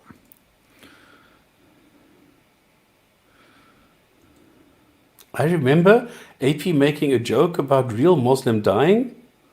I'm sorry. Look. I'm not I'm not his brother or anything, but I don't remember AP ever making a joke about a Muslim dying and saying, "Well, that's what you call a sacrifice." I doubt that. I think you're lying. So yeah, I don't know. It's muted for some reason. Can you not hear it now suddenly? No. Oh, you know what it is? My apologies. I think when you opened it up again, you forgot to click the little bug that I always that's forget. right. Correct. Yeah, my apologies. Here we go. That's my fault. Here we go. Otherwise, there would not be a net inflow. What are you talking about? No, according to the research in which they explain why Islam is growing, they're saying that that article you're talking about. No, sorry, I've written this in my book as well. It's in the book. No, and they are what they're showing is that as many people convert to Islam as people leave Islam, and the issue here is that the vast majority of people who convert to Islam do it publicly, while the vast majority of people who leave Islam do it secretly. Let me push back on that. You see, Pew Research published a research, and I think it was in 2017 or 18, and they actually said that the amount. And by the way, this is not an argument against Islam. Yeah. But anyways, let's go with it. Of course, it's not. Let me just come back on it. So, if Pew Research said that the amount of the amount of conversion into Islam is the same as the amount of conversion outside of Islam. Yeah, that was in the American context, and they had a methodology of 1,000 people that they interviewed, and they interviewed them on the telephone. And the majority of people that they interviewed on the telephone, by the way, were actually non-speakers of the English language. And we see that in methodology. If you go to methodology in the Pew Research, you have to look at they've got a methodological forecast, yeah, and they say that a lot of them were actually Shia. Shia came from like Shah. Iran. Who cares? And then when they came to what do you call it, America, they couldn't. Yeah. This is part of the tactic as well, right? I'll just babble and rabble here, nothing specific. This is the other thing that we need to be aware of as guys that are speaking to these apologists. Don't talk about a topic unless you want to go into it, because if you say anything about something, they will latch onto that to get away from the harder topics. Right, so he mentioned the Pew thing. I think that was probably, he should keep that for another time, because now Hijab's going to ramble and babble and claim that he's got actual studies and no, it doesn't say this or that or whatever the case may be. And that isn't helpful unless you want to go into that specifically, and you could bring up the study like I just did on the screen now. Don't go into it. Be very careful of what you say to apologists, because when you do a throwaway comment, they latch onto it and off they go, so that they don't have to go with, the more difficult things to defend, and they can go with what they think is easier. And then they'll talk about it and ramble away like this for an age, and then think like they've said something substantial. They couldn't speak English. They're already refugees. So it was a disproportionate number of Shia that were representing that study, Iranians that represent that study. And clearly, and I used to think that as well. I used to mention that to my congregationists, that look, the amount of people that leave are the same. But when I looked at the methodology and when I actually published on this, because I actually published on this, and I've seen all of the studies, the demographic studies, in a book that I've written called The Scientific Deceptions of the New Atheists, which is actually free of charge in the Sapiens Institute. You can get it for free. And all of those demographics are actually flawed. What we actually find, to be honest, is... Do you think we should get the book and deconstruct it beginning to end? I think people might enjoy that and be educated by it. Maybe. I mean, I'll be hard-pressed to read it. Maybe we could do that. And that could be something that's worthwhile. We do a series on deconstructing that book. That's what I said last time. To educate people maybe to enter them. Okay. That's what I said last time, that I'm going to do this, because I'm and I'm working on a video at the moment on the preservation that he made because it's a webinar on Sapiens. So I'm doing that, and as soon as I've deconstructed him doing that, then I thought, okay, let me do this book, because I mean, I always go, Sidawa now is going down again. So I'm always going against the high fruit. I'm trying to go to the people who are very popular, and at the moment he's popular, so I'm going after him. So yeah. Okay. Maybe we could do it like this or something like that. Maybe you've got another scenario. But okay, let's finish this anyway, because I've only got like 45 minutes now. is that there is more people coming into Islam in the West than there are people leaving, and that's pretty much a general rule. I'm looking at it right here. It's not about America. It's general. It's general. It's considered global. It is from Pew Research 2015 April. Projected growth between 2010 and 2020 to 2050. You're getting it wrong. Do you know why? Because if it was about all of the people in the world, if it was about all the people in the world, then it's not about America. How could there be a net inflow? Because they looked at 2010 to 2050, and they said there was 3 million excess net inflow. There was 3 million converts. But by the way, from our experience, because we deal with converts all the time. From our experience, in-house studies, we found that the majority of converts are actually private converts. Just like when people leave Islam, they're privately murtad. That is definitely not true. Most people. Well, that's anecdotal evidence anyway, right? There's studies. They've asked a few people here and there. That's not going to show a trend. That's anecdotal anyway. So I would agree. I dismiss that. Somebody else can say, I've spoken to others. Look at all the ex-Muslims I've spoken to. They're all leaving. And I'll take that as anecdotal evidence. No, obviously not, right? So what's your evidence? Because we see it. We don't need evidence for that. You don't need evidence for something that is so obvious out in the world. Logical point. The vast majority of people who leave Islam do it privately. They don't do it publicly because they are scared. I know many people who do it privately, including in Muslim countries. They have to have it on their ID cards, for example, and they don't get out of it. Whereas people who converge because they're a part of a culture, a dominant culture, which is, let's say, Christian. It's not true. It's not true. Do you know how we know it's true? From the British context. How do you know it? Yeah, because there was a study that was done. It's also in my book in the bibliography you can find. That there was they looked at census data because in England, in the UK, you have census data every 10 years. And that's probably one of the best. It's like the demographic gold standard. So they looked at census data 2001, 2011, 2021, 2000. We haven't done 2021 yet, yeah. But they looked at 2001, 2011. I think they looked at 91 as well, yeah. So this in that period of time, they look at the amount of people that identify in the census as Muslim, and so when they churned the numbers together, they found that actually, the numbers were one thing, but when they did small-scale sociological studies, they found that converts were less likely to tell their family members and therefore write in the census data that they're Muslim. Therefore, less likely. That's all we have. Less likely is all we have. They are. It's usually yeah, but conversely, people are also less likely to tell their family that they've deconverted because of the stigma, because of being thrown out of the community. So you can play that game the other way around as well. People who claim to be Muslim are only putting it on the census data because they're too scared to tell their family and their community. So hey, what does that prove? See, you can play it both ways. The leader of the household is writing it down. So they'll write down, if their kid has like a 16-year-old in their family has become Muslim, they don't know about it. They're gonna write Christian because they don't know that this guy's become Muslim. We know, like. Well, I could say people who smoke are less likely to go to the gym. That doesn't mean. Area. It's a dark area. We don't exactly know the numbers. Exactly. I know, but I could say people who smoke are less likely to go to the gym. That doesn't mean that people who smoke generally don't go to the gym, or that the vast majority of them don't go to the gym. It may just mean that 2% more of people who smoke don't go to the gym. What we're saying is that Islam. That's not how statistics work. No, it's this analysis because you're talking about correlation versus causation. We're not talking about that. We're talking about the fact that when converts become Don't throw out catchwords that you're doing the same. He was talking about correlation as well. We've done our own study. He's pointing to the census data. And like I said, you could take exactly the opposite view, that the reason there are still more Muslims is because those that have deconverted are too scared not to put it on there. So they wouldn't say atheist or Christian or whatever else. They would still say Muslim, but actually secretly, as you pointed out in Saudi Arabia and elsewhere, many other countries, they're no longer Muslim, but they can't tell anybody lest something unpleasant happens either with their family or within the state that they live in or whatever. So your view is exactly the same. So don't try and play that against him because you're shooting yourself in the foot. This is an example. This comment does not show up on YouTube. Oh, really? Because it shows up here, but not on YouTube. Oh, okay.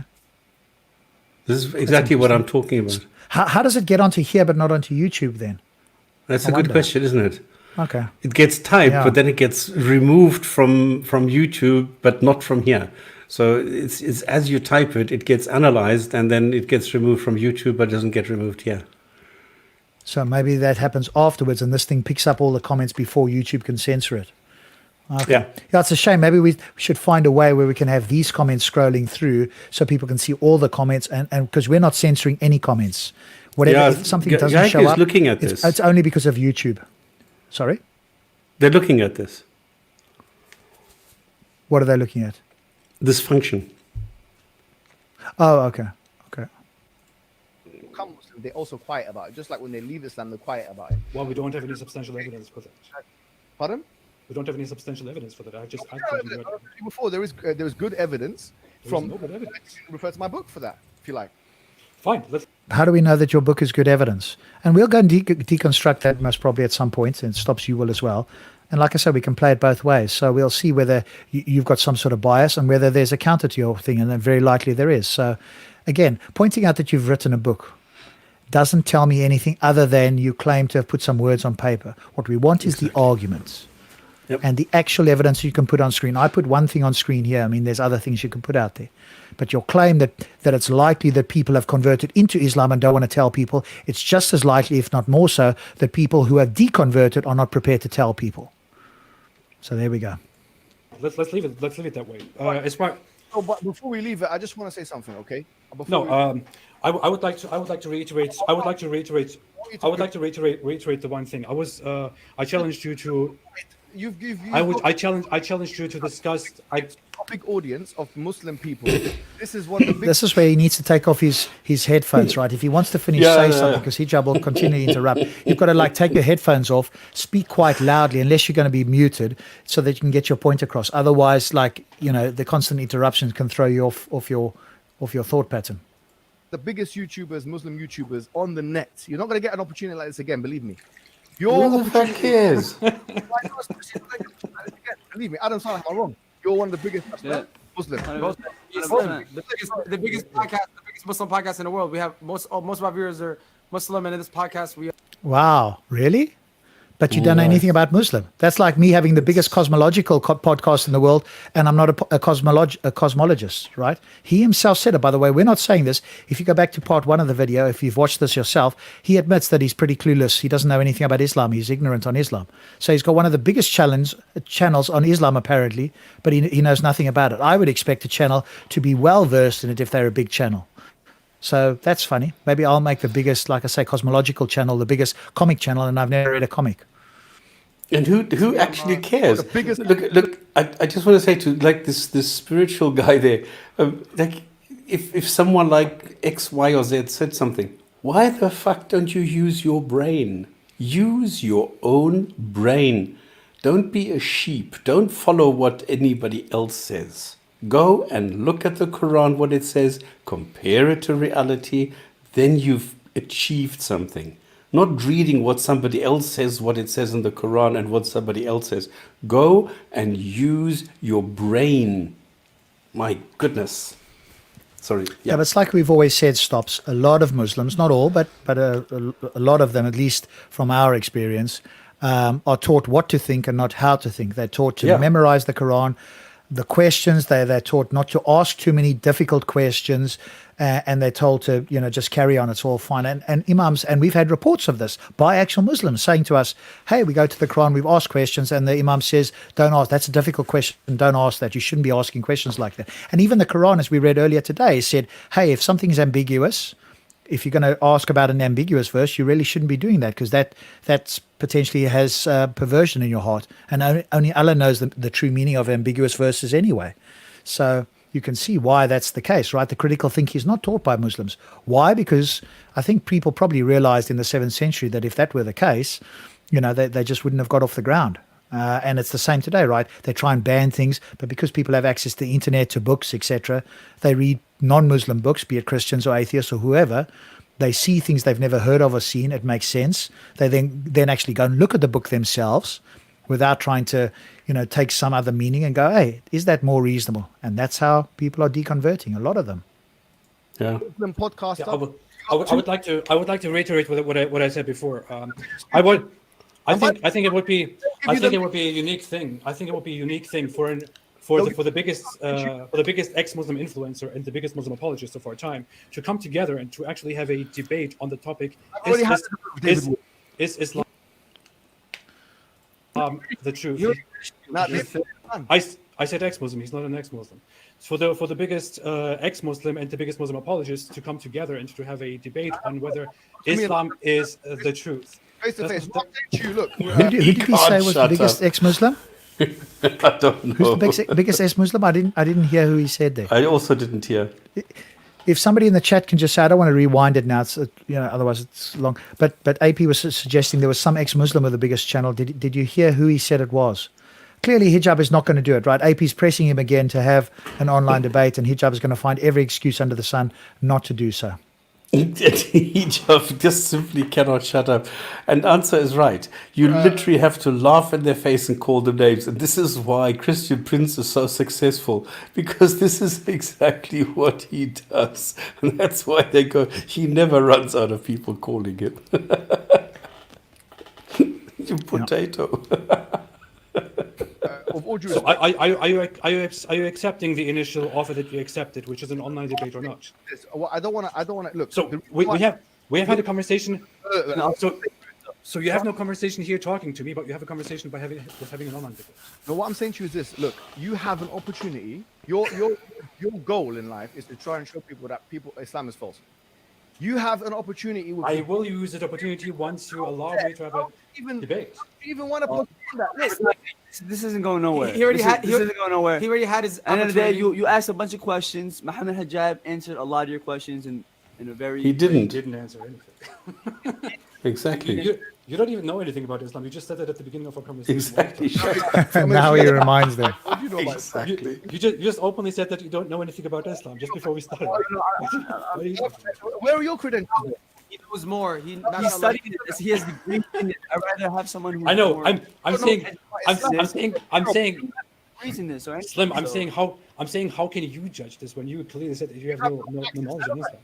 I'm judging. No degrees. Look, I have no training. I have no degrees. Well, you have certificates. What are you good I at? can. You know what I could. You have three. What's your field?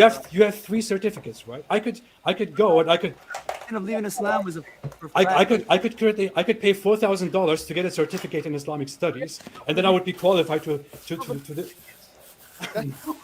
You got to do 10 years. Or something. Come back. 10 years. Have you studied each of your 4 areas for 10 years? All together. Not, of course not, because you have studied for 7 years. you have studied some of them for just 6 months or 9 months. I could apply for. You're not getting this. Have you not? Have you not? Objection. Have you not? How long have you studied for a certificate? Look. How if long you- have you studied for a certificate? Pardon? For How each long one, have you studied for a depends on, certificate? like for the ones like I've done the political philosophy. Look. How long have you studied for that certificate? I'm talking about certificates, not about degrees. Like 3 years, 2 years for another one, 1 year for another one, 2 years. And you 1 add it- year. You can get a certificate in Islamic studies for 1 year. I could go and pay $4,000 and do that. Would that mean I am now qualified to debate Islam with you? Islamic seminary though. Like No, I'm asking you the question. people have to go through Islamic seminary. Like I'm asking you the go through the seminary in Islam, then you can come back and talk. I'm asking you a question. Here's the thing: is look, Here's the thing, and I said this a while back, right? Imagine that you went to Greek mythology seminary. I'm not saying that you couldn't have some expertise on the stories that the Greeks made up about Zeus and all of those. And I've read quite a few of those stories. They're actually fascinating. They're much more interesting than, say, the Bible or the Quran in this case. Much more interesting. There's interesting stories. Characters have development and challenges. They learn and overcome and so forth. And, Zeus is kind of more human, etc. Got certain human things. But I wouldn't deny that somebody who studied Greek mythology at, a version of Greek seminary didn't have some expertise in understanding the stories and so forth, but it doesn't mean that they're true. So to me, they're going to a seminary to learn about fairy tales. That's fine. And they can have expertise in the fairy tales they believe, but why should we believe it's true? So to me, going to that seminary, well, so what? Great. Now you can come and tell us your fairy tales in a more, what's the way? Like sophisticated way, we just cut through that. I'm not an expert at everything, but I can cut through bullshit quite quickly. And a lot of the sophistry, it's just like noise to my ears, and my ears are finely tuned, listening for something that might even remotely be substantial, so I can actually tackle that and not the sophistry and rhetoric. I'll point that out for people who are not familiar with it. But other than that, going to a seminary, all it means is that you've now got a sophisticated way of arguing instead of a more layperson way, but you don't have anything more substantial underneath that. You're just using some maybe fancy terms. You're borrowing the Christian, views, some of the Christian arguments, and then wrapping it in a Muslim veil. But so what? If I paid $4,000, Do you if I agree? paid $4,000 and I got a certificate in Islamic studies, would I then be qualified to debate Islam? Do you know what it comes down to? Let me tell you something. I'm Yeah. asking you a question. Can you just answer the question? Yeah. If I paid $4,000 and got a certificate in Islamic Oh, you got to studies, You got to do your work.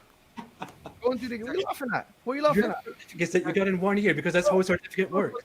You're not going to go to a doctor and say, "Well, what certificates you have?" Oh, I've just been doing online videos. No, So you are qualified. has certificates. The guy has his qualifications. He Why will is he gonna not do answer. Mohammed Hijab that? We go to you for Islam. Why? is qualified in 4 areas, including having certificates of 1 Yeah, year. 4 areas. I would- It's a bit of a derail this as well. I don't think that this is Yeah, particularly helpful. this It's is backwards and forwards about certificates and so forth. Who cares what certificate you had? And in fact, if you have certificates, we'd expect you to put a much more substantial, well-articulated argument forward. We haven't heard that. And the verses you've quoted, we Yeah. quickly deconstructed that, right? And maybe But we will anything do the book. is- We'll see.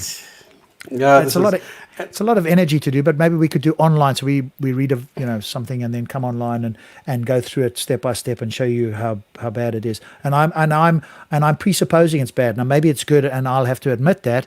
But at this moment in time, given what I understand about hijab and his thought process or lack thereof, I'm going to suggest that I'm presupposing the book is pretty bad, and we can deconstruct it quite easily. Now, And I could be proven spiritual, wrong. By the way, it's a falsifiable claim. So I could be proven wrong and I'd have to eat my words and apologize, which, I'm not beyond doing. But I'm going to presuppose that that's probably not going to happen. And spiritual, I'm not gay. I think probably hijab is, or these two guys at the bottom, but I'm not enamored by him at all. Yeah, and I think Detective Inspector Monkfish is certainly qualified to debate hijab there. That 10-meter I swimming have a badge, 10 that's right up meters. there.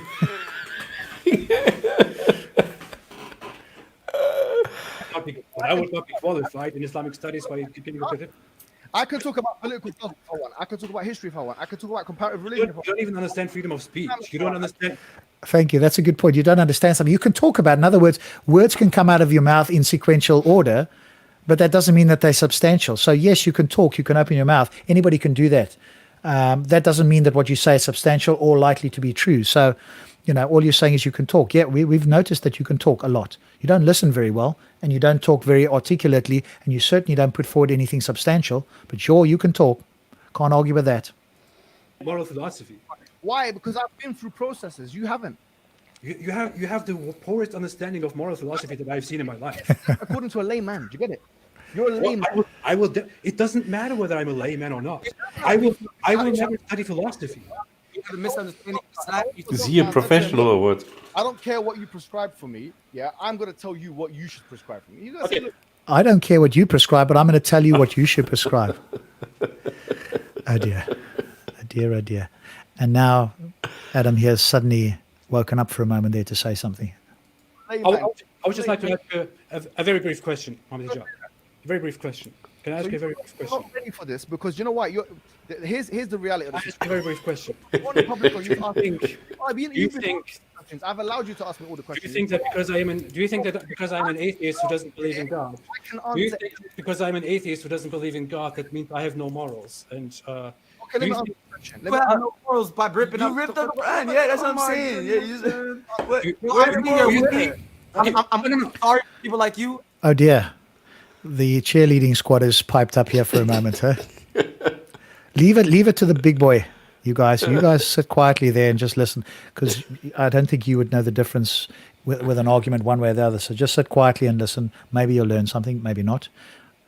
I'm sorry for people like you, A-plus. I'm genuinely sorry because what are you doing with your life right now? Adam Saleh, you have an IQ of 80, 85. You don't have an Yeah. IQ of one. You're a loser. One is not how IQ works. So People do not think. I don't care if he's an athlete. Mohammed Hijab, He's a creative. No, no. I am deeply sorry. If you insult me, I will insult you back. That's what just happened. I'm going to Yeah, it went right over his head, though. So the insults. We didn't understand it. No, it went right over his head. Yeah. Look. Adam Saleh has an athlete. Mohammed Hijab, I'm asking you a question. I don't care. I have no muscles here. I have no muscles. I don't care. It means nothing. Relax. We're just saying your Your child. masculinity means nothing. Your question I'm about asking you a question. Oh dear. This is the level of delusion that we have here. MB What can you Mohammed say? Hijab, legend, al 7 amdu li la live. Okay. What was it? I'll repeat the question because no Muslim has remotely attempted to do it on this channel right now. What specific substantial argument do you think that hijab is mustered in favor of Islam during this discussion with AP? I'll wait for any Muslim to even attempt to do so. All I'll probably get is silence or one word, non-answers. But we'll just leave it there, lingering. I'm asking you a simple question. Because I do not believe in God and because I am an atheist, do you, as somebody who claims to be an expert in philosophy, do you think it is right to claim that I can have no morals and that it is therefore for me completely indifferent? Rip the Quran. You laughed at someone eating the Quran. He wasn't speaking to you, boys. Go ahead, answer the question. As far as I've... You have no morals. No, let me answer his question. I'm not saying that atheists cannot have morals. Atheists, what? You said that to me.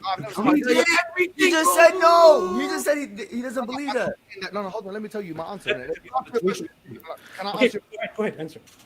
Sorry, come on. Stops, can you take over here? I've got to go and pick up the family now. It's a bit earlier than I thought. Hopefully I'll come back for a little while as well. At least I'll come back and tell you what I'm doing because you've got admin rights. So I'll just let me give you the link here with the time frame. So let me share this. I apologize. I've got to go pick them up now. So let me copy that. Let me give it to you in private chat here. You can just pick up this link straight away. And if you just share that, that'll come up at the same time frame. I'll stop my one for now. Yeah. Apologies, folks. I've got to go. I've just had a message from family members. Hopefully, like I say, I'll be back. I'll mute myself. You've got full admin rights. So if you bring it up, keep going from there and do your deconstruction further. And then hopefully I'll come back and join you for a short while. Let's see if I can do this. Cool. I will leave you with that. So let me just make sure you can do it. You just got to stop your share of the screen and reshare there again. I just want to see if I can go and open this. Okay, then I need to unmute this and I need to put this here and see if this works separately. It looks like I can. Stop sharing and start this and then see if this works. Oh, spiritual soul, I'd love to have a discussion with you. I'd love to. No, come on. Although I don't fancy you'd ever do that. I know you're teasing. I know that's sort of all you can do. I understand. That's fine. Is that it? There we go. Yeah, just make it wider screen. So click on that little button down the bottom there. There's that little one. Yeah, I'm just looking that I'm set everything up here. And then that one. That's the one. Up here. Yeah. All right. I will mute myself and hopefully I'll be back a bit later on.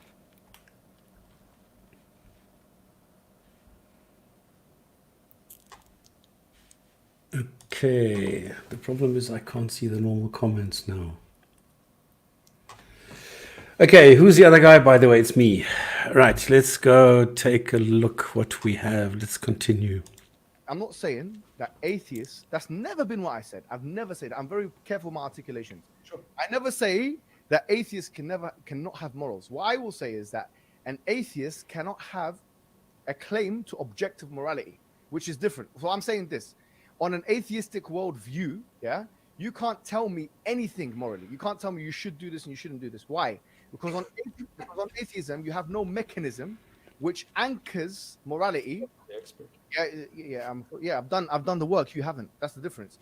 There's even people like John Stuart Mill. We talk about liberalism. Yeah, they candidly tell you there is no proof that can tell you objectively in the book of on utilitarianism that there's no proof to show that this is an objective morality. So what I'll say is that you can never make your major arguments, a lot of your major arguments yourself and many of the people like you against Islam is how is this and this is immoral, this and that. What I'm saying to you is that morally speaking, yeah, as an atheist, you have no anchorage, meaning you cannot claim anything is objective.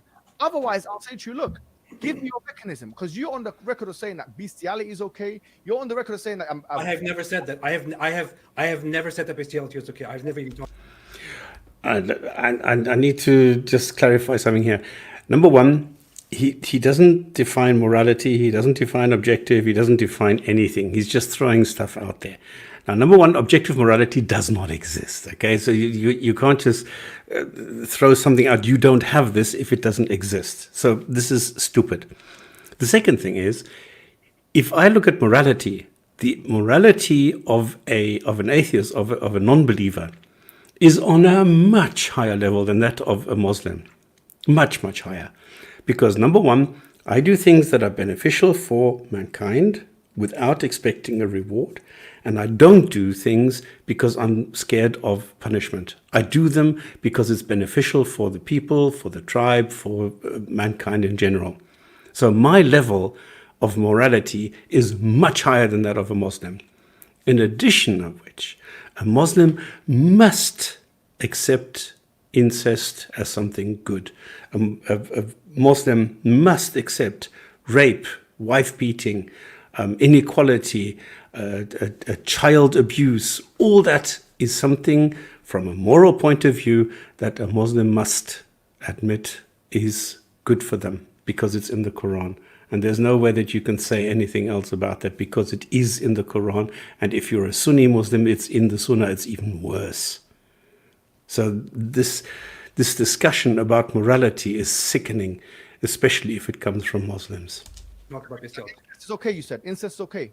No, I have never said that either. You said that. You think incest is okay? I have never said that. Whoa. I've seen that Hey, DM yo, on man. Ali Dawa, and I see that DM. I have never seen I've seen what you wrote. We will see. I have never said that. Hey, man. I've said to Ali Dawa, he asked me, do you think it's okay for the father and the son to have sex? I said, if there was no harm to society and to the individual. Whoa, Yeah, no it's harm heavy, to like, society. whoa, Whoa, hey, like- yo, Shut up. I said, if there evidently was no Hey, harm yo. to society Whoa. and to the individuals in having incest, then there would be no problem with it. But Wow. that is not reality because but that is not reality because What's going on? such intercourse will have harm on the individuals and the society, which is why incest is not okay. Which is what I clearly said. objectively prove the harm principle. We could go lengthy into the discussion on No, that. right now, you said something. You I made will not discuss You it. asked me to I prove will not discuss it. I'm correcting the language you made. objectively prove the harm principle. No, I will not. You cannot. That's the answer. You I cannot. will. I will. I can and I will. No, you Within- can't. Don't shoot milk. Within this week or next week, I will not know. Let's not pretend to be a. Wait. I do not believe that there is intrinsic objective morality. I don't Sorry? believe. You don't I believe in don't- morality. I don't believe that there is inherent objective morality, Makes which sense. does not. Objective morality. Do you understand philosophy at all? There is morality. There is morality on a descriptive level and then on a level in which you prescribe it to society. I do not believe that intrinsically there is objective morality in the world. I do not believe. Sorry, I don't understand that. Sorry, I do not believe that a human who is born into the world has objective moral values. I do not believe that. No, that doesn't make sense. What you're saying I doesn't do not believe that. I I believe that there may be. Your articulation is flawed. Your articulation is flawed. What is flawed? No, do you know why? Because what you're saying is, I do not believe when a human being has. Morality is not possessive in that sense. You're all over the place. You either No, believe I'm saying that you either believe in objective morality or you don't. You're either subjectivist or subjectivist. Which one of the two? No, hijab. Oh my goodness. This guy is really like so ignorant. And I've shown this in the videos a couple of times. He doesn't understand what philosophy is. He doesn't understand what all these things are. He doesn't understand what morality is. And I've demonstrated this so many times. He just does not get it. He just throws out some words, and people who listen to him either are Muslims and then they have to nod and then they simply go, oh yeah, he's so great. Or people just look at him and they shake their heads and say, what is he talking about? So this is another demonstration where he's trying to sound suave and so like I'm the owner of this conversation. And in reality, anybody who knows a little bit about it can see immediately that he's just acting. I don't understand what this case is. I don't understand why he can't just have a conversation. Why does he always think he has to act? Why does he always have to stroke his ego? Why is he such a narcissistic coward that he always thinks somebody's out to get him and he needs to prove that he is the boss here? It's not about you. You're just an idiot. You've caused enough damage to Islam. Why don't you go and settle down a bit, tone it down a bit, listen to what people have to tell you, learn from this, and then go and talk to them. Don't always shout at people, and don't think that you have to beat your chest all the time because somebody is challenging you in your role as an alpha male. Just talk to people. Who are you? Are you subjectivist or objectivist? Fine. I do not agree. Let me say it in different words for you, because you don't understand basic. No, because you don't understand English as a first you don't understand basic English. Try it. You didn't make sense in your articulation. Now you're trying to make me look like the person. No, your articulation was good. So now say it in a proper way. And for a brute like you, I would like to say there is. Yeah. Is it 1984? That's actually a very good point that you're making there. I also suspect this because I've seen him in Speaker's Corner, but who knows? The difference between saying a society has intrinsic morality and the difference between saying a society should have morality, or a society should have morals, and society has no. Do morals exist in objective reality or not? Yes or no? That is not how this works. That is not how this works. Yeah, really. So there's something that's called moral realism. What's No, not? an atheist, Objectively real or not?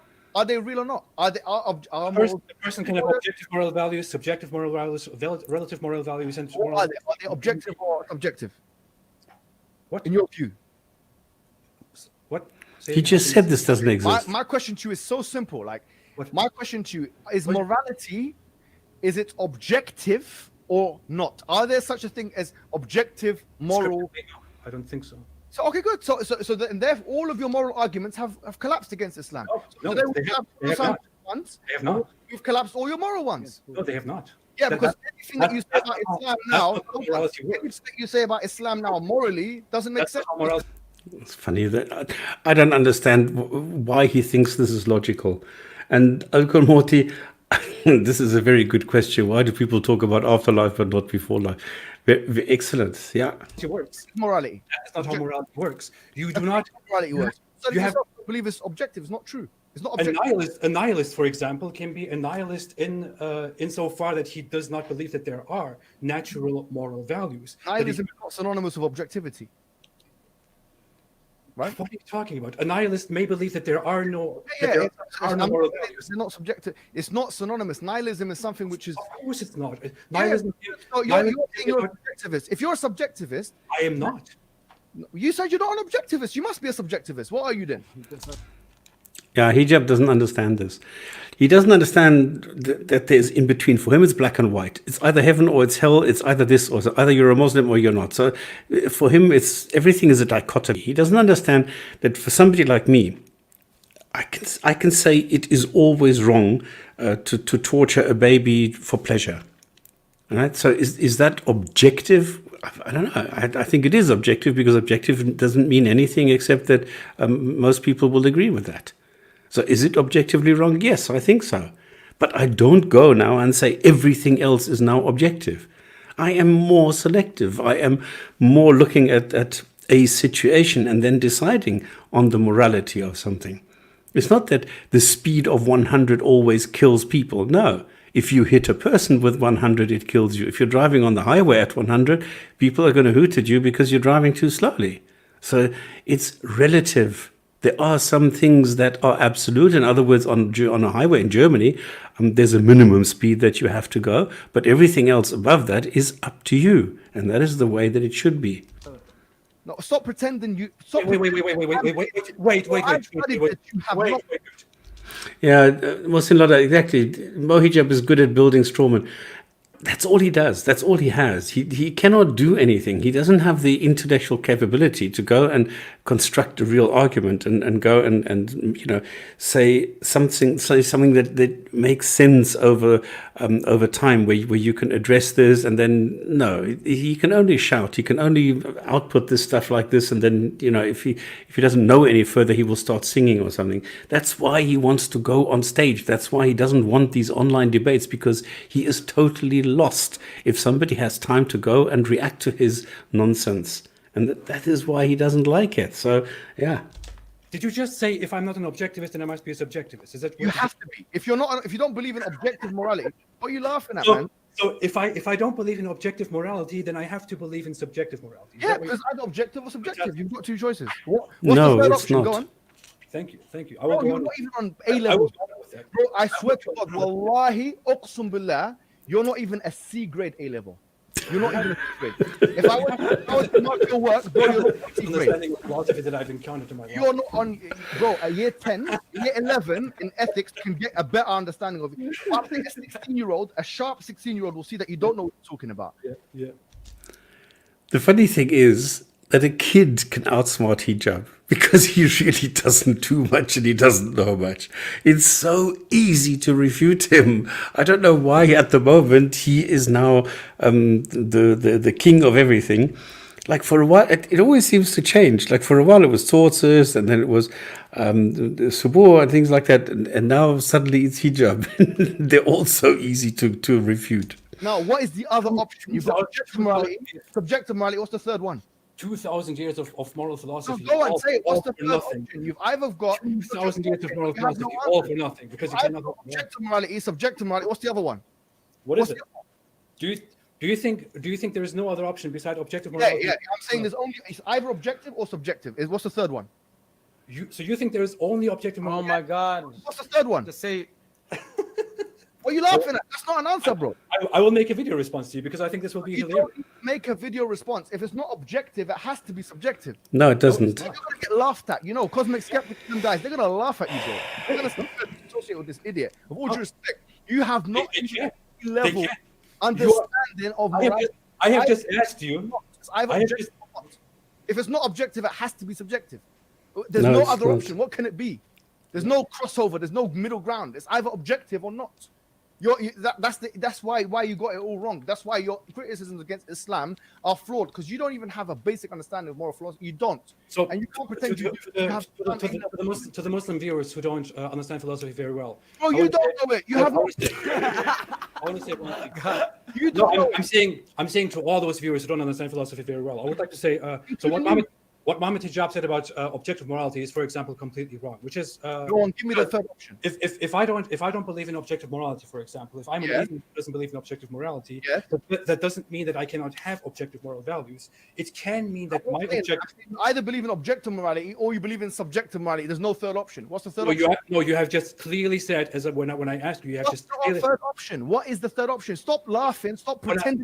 When I just asked thank you. about whether Thank you. when I just asked you about whether an atheist can have objective morality, you said that if I don't believe in God, that's fine. Oh my God. We know he said that. What's the third? I'm not trying to the third option. I wish AP would now ask this guy at the bottom, this what's his name, Adam guy. You should ask him, okay, what are we talking about? I wonder what his response would be, because all he could do is he could just repeat what Hijab is saying, but he doesn't understand. He's got no clue what is going on. I mean, these two guys at the bottom, they're the typical people where you say, okay, they can't chew gum and walk at the same time, really. They have no clue. Now, Hijab is stuck. He doesn't understand that his dichotomy doesn't work. He doesn't understand that somebody can have a different opinion on this when all he's read is this thing that either or, and he cannot understand that somebody else can have a brain and think for himself. He does not know this. He only knows what has been prescribed, what has been told to him by others, but he cannot do the work himself. He cannot read and go and understand this and then evaluate this and discuss this and go and juxtapose this with something that somebody else said and see what the value of this is. He doesn't know how to work like an academic. He simply has no clue. And AP is just smiling, making fun of him. Atheists had hope in this guy. The great atheists can have objective morals. This is a very good no-name. This is a bloody good question. Do you think Muslims deep down know it's all bollocks? Okay, I'm just going to put this here. This is the question. Do you think Muslims deep down know it's all bollocks? I'm sometimes asking myself that. I think, yes, a lot of Muslims must know this. Now, remember, I was working in the Middle East for a long time, and I talked to people. And then after a while, they realized that I don't bite, but I know Islam. And so they came and talked to me. And they asked me questions, and the way that they asked the questions made me realize these guys don't really believe this. They are going through the moves because of peer pressure, because the other people around them, their family, expects it from them. And I've had people, I mean, you go out, when you live with Muslims, you work with Muslims, you go out with them, you go and meet them in the evening and over the weekend, and you sit together on a Saturday night in a hotel somewhere, and you know, and they will say, well, you know, it's I don't think that I can really believe this the way that my ancestors used to believe this. This is the way that they always say, that there is a difference in our time, the way that Muslims work in our time. So, of course, they will hear how people like me talk because we have the internet.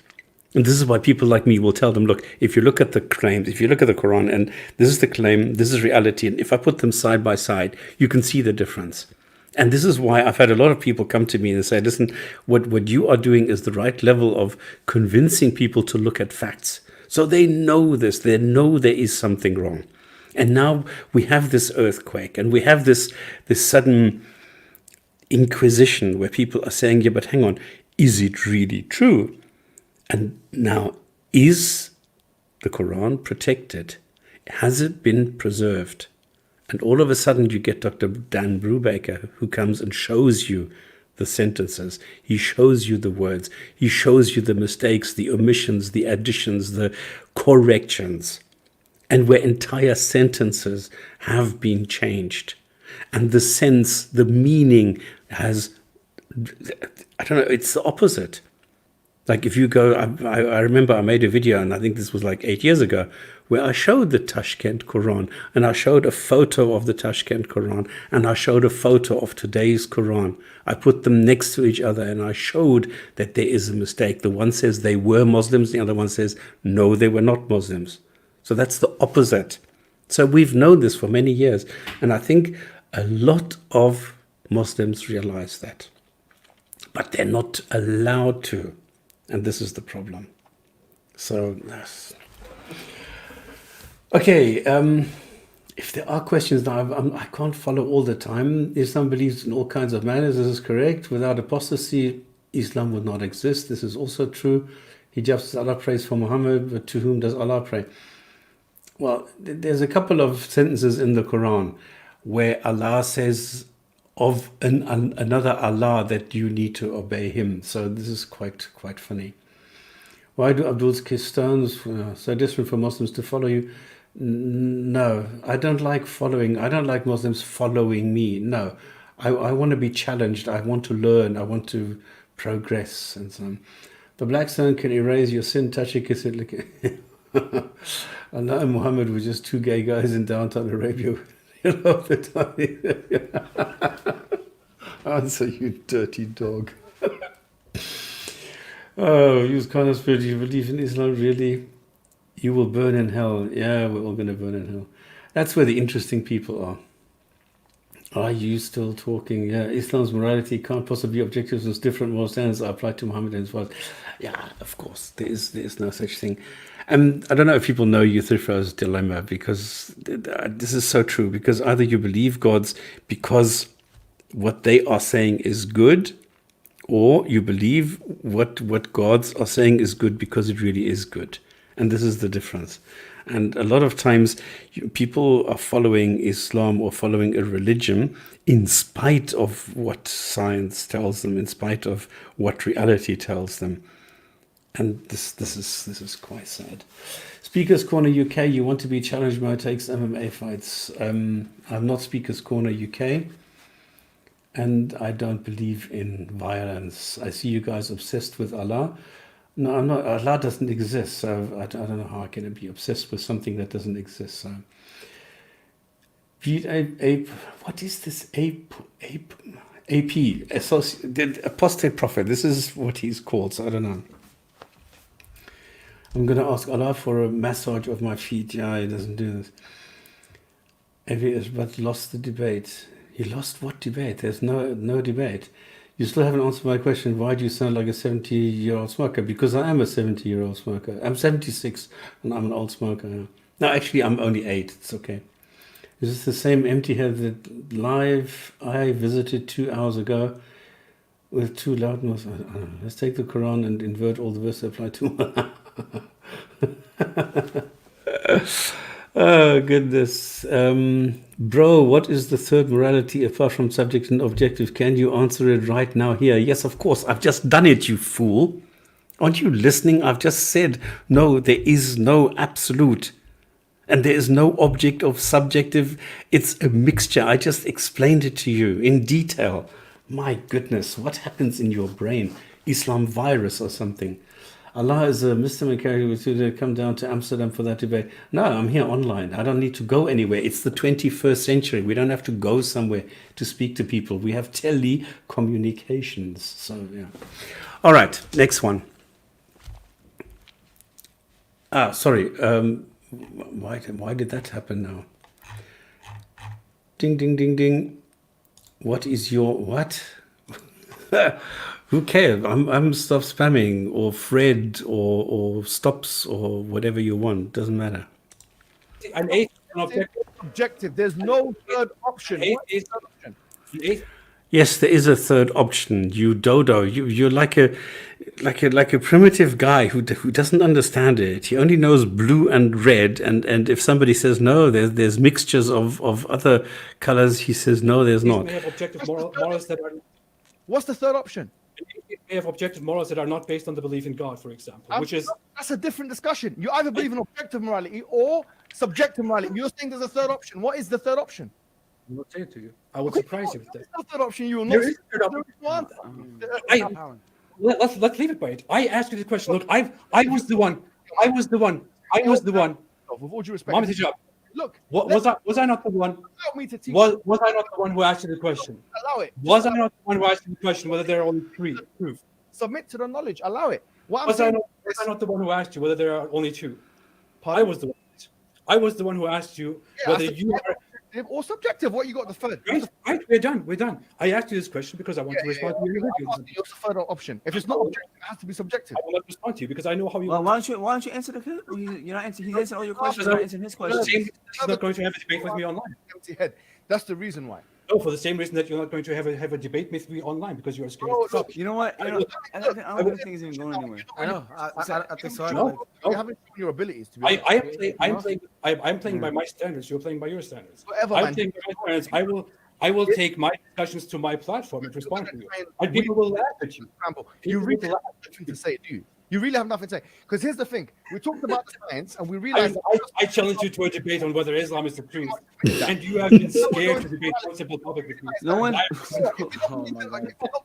Which you've said. You said you don't believe in objective morality. If you don't believe in objective morality, which means this means You cannot believe in objective morality. You either accept it or you don't.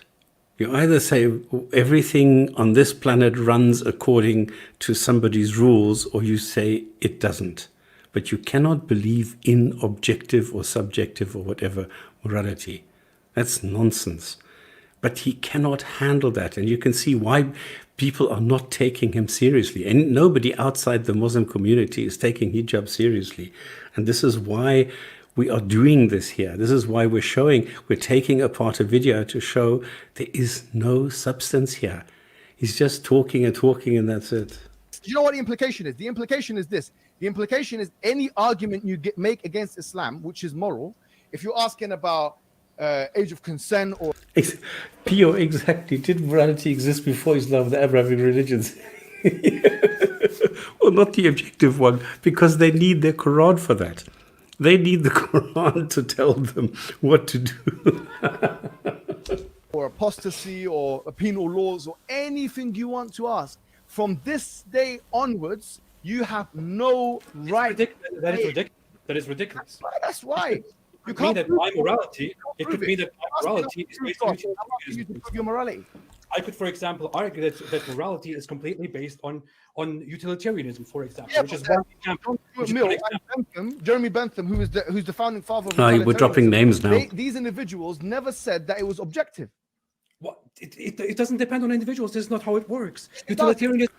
Now, the funny thing is, as soon as you fact check hijab on this, which I did. Okay, I took a video of his where he quoted Mills and he quoted Benson and he quoted all these people, and I looked up the quotes. And what I found is that he does not understand, just like Sabur doesn't understand the quotes he brings up in biology. Hijab doesn't understand the philosophers. What he does, he mixes them up. And on 2 occasions, he actually said the opposite of what the people said because he doesn't understand it. So he will read something by Mills, and where Mills says X, he says no, Mills says Y. Or with the same thing I found with Sabur, where he said, yeah, Rosenberg said this about the zebras. And I found, no, he did not. He said the opposite. But Sabur didn't understand it. So when these guys say these things and they throw out the names, the people like at the bottom, these two fellas, they will accept this. They will think that Hijab is making a wonderful, really profound statement and a huge point. He owned him. He got smashed. He does all sorts. No, he's just talking nonsense. And as soon as you check him, you find that he doesn't even know what he's talking about. This is the problem. What else? You couldn't shine in the Asher moment, so you try some whatever. Without Muslims can't marry, yet Muslims are allowed to remarry one another. Yeah, this is also a really funny thing. This shows you again how stupid the Quran is in what it says. How can I, as a command, I'm not allowed to marry Muhammad's wives? What is something like that doing in the Quran? So this is quite stupid. Is this your special? Okay, yeah, but Muslims believe that all previous revelations corrupt the Quran, so there was no divine and so on. Yeah. Adult breastfeeding on used to there are some. I mean, we did this on the Gin and Tonic where I brought up some of the stories about the punishments that you get if you circle the Kaaba, and depending on how much semen comes out of you, this determines what kind of punishment you get. This is quite funny. Stupid based on what? Yeah, whatever. So how come you're still here? That's just stool for sexist. Maybe we should marry Muhammad. Yeah, okay. Utilitarianism is an idea. It doesn't mean that it has to abide by the ideas.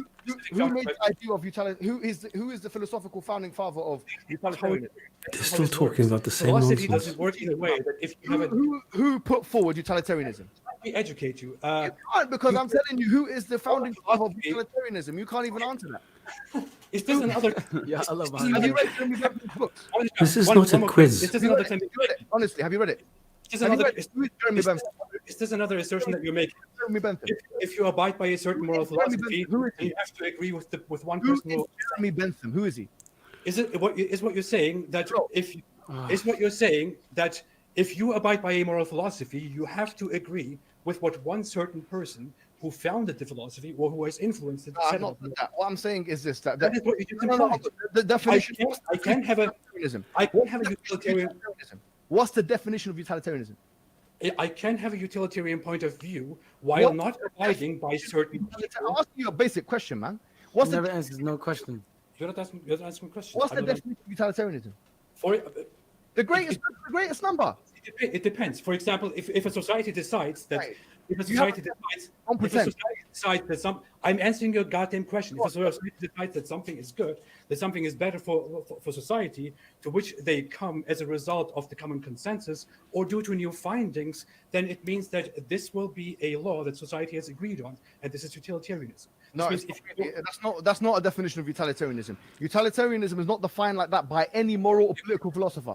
By the way, and I've written essays on utilitarianism. I've got something written on utilitarianism as well. It's called liberalism, and you can find it on for free. Mohammed Hijab put it on. Does anybody understand what these guys are doing? Does anybody understand why Hijab is now looking at utilitarianism or anything like that? What is the point of this?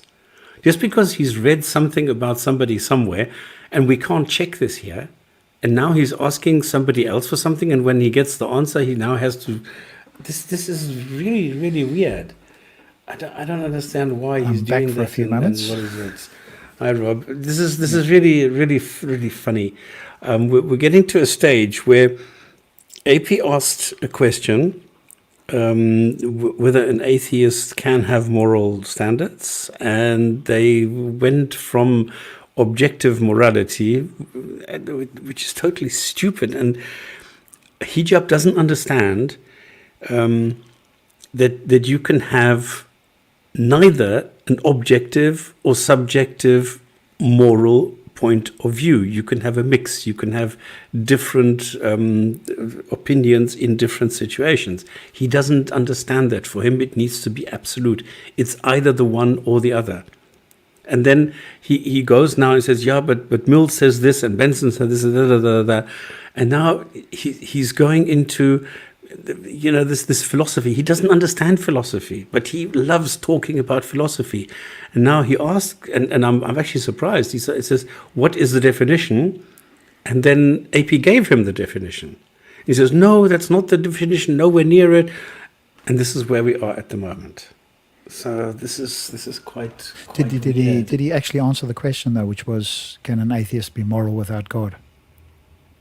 No, he was tap dancing around, and then he says, well, do you have objective morality? Now, and then AP quite rightly said, no, there is no such thing as objective morality, because it does not need to be based on a God. And then this is where Hijab says, well, you must have. Are you then a subjectivist? And AP said, no, I'm not.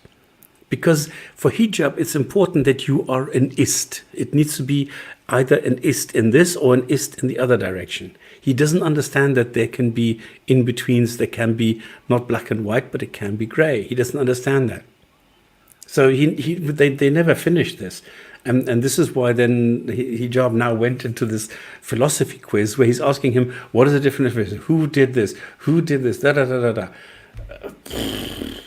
Yeah, I mean, this whole moral thing is a deep can of worms, because obviously people like Hijab will claim they have objective morality. And but again, what one needs to do is ask, what do you mean by objective, right? And you can state it, because most people that claim this have just heard it. They don't really know what they're talking about. And those that have heard it will say something like it's mind independent. And I reject that. I don't think you can have a mind independent. If there were no minds, there wouldn't be something you call moral. So I'm not a objectivist. But I think anybody that claims to be an objectivist, good luck with that, because there's two parts to it. One is it needs to be mind independent. And if you're going to claim that you have an objective standard, then you can ask the question, well, does your God have a mind? If it does, then it's not mind independent. And if you're going to attempt to choose the special pleading, which is, hey, it's external to human minds. In other words, as long as it's not a human mind, then it can be objective. Then you can always ask a couple of questions. One is, well, what happens if an alien race came here and said, hey, we're more advanced than you, we've been watching you guys, and we will tell you what is morally, objectively correct. Would you accept that, since you're not accepting human minds? No, you wouldn't, right? So, and then the question is, well, what is it about God that makes that particular mind, whatever he says, objectively the case, number one? And number two, how do you know that it is objectively good as opposed to objectively bad? There needs to be some way that you can differentiate. And if you cannot do that, you're taking it on faith, and then you undermine your own argument. So there's a lot one can do with this whole thing. And maybe if I get a chance with some Muslim that sort of understands the concepts a little bit, not that I'm an expert, but I have enough that I can challenge the Muslim claim of objectivity and objectively good, and we'll see where that leads, because there's more to it than that, obviously. Anyway, they left this, and now he's doing a quiz. And right, okay. Now I've got somebody here who's sharp as you don't understand. What the hell, haha, you lost. You can have objective as an atheist. I didn't say anything different. I didn't say anything about this. I mean, some people say, there are a few atheists that claim that. understand, and then they don't understand. I don't quite understand what the point is. Anyway, so Hijab is now doing this quiz, and I don't know what his point is at the moment. Really, I don't know. On Google, If something is good for society, that is good. liberalism, you can find it for free. I've written about the stuff you claim to talk about. I've written about it, bro. What a fool. You're either right or wrong. What's the third option? By God, you are fool then APUS. I explained it, you idiot. I've explained it 3 times now, and you still don't get it. This is amazing. Sorry, Rob, you wanted to say something. No, that's all good. I think the fact that you've written a book, well, stop telling me that you've written a book and tell me what the argument is. The fact that you've written a book doesn't mean anything. Anybody could write a book. The question is, have you written something that's coherent and substantial? And if you have, then can you present that? And stop telling me that you've written a book about it. I don't want to hear the book. I want to hear the argument. That's the only part that I'm focusing on, nothing else. You could be a librarian. I'm not interested. All I want is the argument and your substantiation or claims for it. Well, if something good for society is good. To arrogate to me, you're not a professor. You're not my senior. At this point, I feel like A+ you should just go and read Mohammed Hijab's books, because you seem like you're very lost, they're very misunderstood with Islam. So I recommend you to go. One thing on this. Yeah. The irony. Let's get back. Please, just allow me just for a second, yeah? I've just described what Give me a second. Let me just Allow me to preach at you and claim to tell you how knowledgeable I think I from your am. little no knowledge, from your Google search. Let me educate you with knowledge. Totalitarianism. Well, if you want to go for, you actually go and read some books or go to Google. The greatest for the greatest amount of people. Now, So isn't that what I just said? you just allow me- Isn't that what I just said? Isn't that what I just described? Hold on for a second. Hold on. You didn't. You used democratic logic. It's different. What I'm saying That's is, what I said. It's what not what I said. Jeremy Bentham in his book said, what Jeremy Bentham in his book he said it's interesting because there's a Quranic argument against this. It's really interesting. He said you've got two lords. You've got the Lord of pain and you've got the Lord of pleasure. What the Quran says, أَفَرَأَيْتَ مَنِ اتَّخَذَ إِلَهَهُ هَوَاهُ. Have you seen the one who has taken his own desires as a god? So it's interesting. The Quran has actually addressed utilitarianism in an interesting kind of way. This is the same way as they say, yeah, you have the It's pain and pleasure, right? Yeah. Yeah, but he's saying anything that you say in real life, you can find in the Quran. And it doesn't mean, even if it's a pulsar, you can find the pulsar in the Quran or the speed of light or anything like that. And now he's saying, because it says something about taking your own pleasures, this means that now this is addressing pleasure. Come on, he's desperate. And I mean, I don't understand why anybody is taking him seriously. This is desperate. This is not coherent. I agree with you there. It is baffling that people take him seriously. Repeating a basic claim about pain and everybody understands that. Pain and pleasure or well-being and suffering. So what? What's his argument? Why do you think it's a good or a bad one? And then we can discuss it. But this is part of the tactics. It's name dropping, because then like these two sort of gullible guys will go read his book. They haven't read his book, and even if they did, they wouldn't understand it. But because he's got a book and he's a Muslim, they somehow think that he said something substantial. It's baffling, right? Now, the thing is, what John Stuart Mill said is that, say if you have a gang rape scenario, yeah? This is a common analogy that's put forward. You've got a gang rape scenario. So you've got one woman, and then you've got 5 men, and they're all having their goes with her, and she's not wanting it. She's getting raped, yeah? She got finished. Now, in this situation, is this good? Now, obviously, according to utilitarianism in a strict sense, it's allowed because obviously there's no harm principle in place. So John Stuart Mill said, look, in order to allow society to function, we have to put a harm principle in place. So that's how utilitarianism kind of was absorbed into social liberalism, yeah? Now, with social... He doesn't understand social liberalism. I have demonstrated this twice already, where he has made the claims, and I have looked it up, and I have fact-checked him when he makes these claims, and I show that he does not know what he's talking about. Liberalism. But more importantly, Stops, what's the point here? What is the point? Yeah. He's showing off. He is showing, but if he knows the name Mills must be somebody who, wow, and if he knows Mills, then that must be that if he knows this, then he must also be wow. He associates the only question himself to ask with names. Is what's the argument? Have you got a point that you're making, or are you just name dropping a few people to impress your gullible audience? What's the point here? Because as soon as you check, you find he's lost. This is not what the guy is saying. This is, I don't know how many times I need to do that, and how many times a Muslim will watch my videos and see how I'm deflating him, how I'm deconstructing him, and they will still say, yeah, but maybe there's a point that he missed. You know, it's quite funny. John, like here, do as thou wilt is social liberalism. Stuart Mill, who really was a utilitarian at heart, and by the way, his father James Mill was Jeremy Bentham's friend. They were buddies. Yeah. Who Like cares? this guy who wrote about utilitarianism, his father James Mill were friends. And you know what? His shoe size was 42.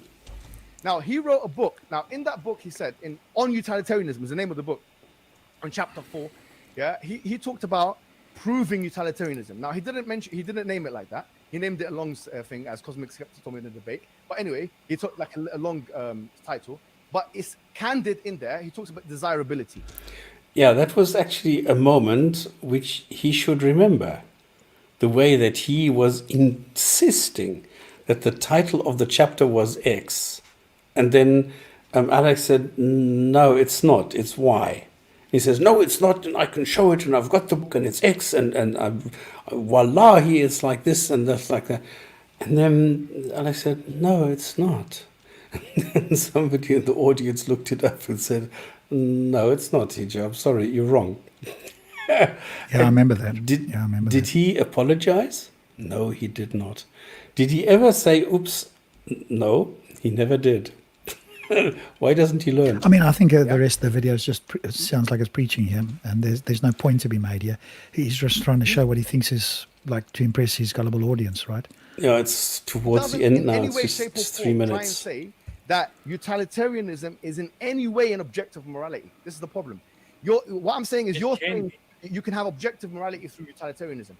But Jeremy Bentham and John Stuart Mill, who were the philosophical founding fathers, they candidly said you can't really have that kind of thing. It's more to do with, it's not meant to be an objective morality in that sense. So in other words, if you're... But hang on, Mr. Hijab. Can Mr. Mills be wrong? Maybe he was wrong.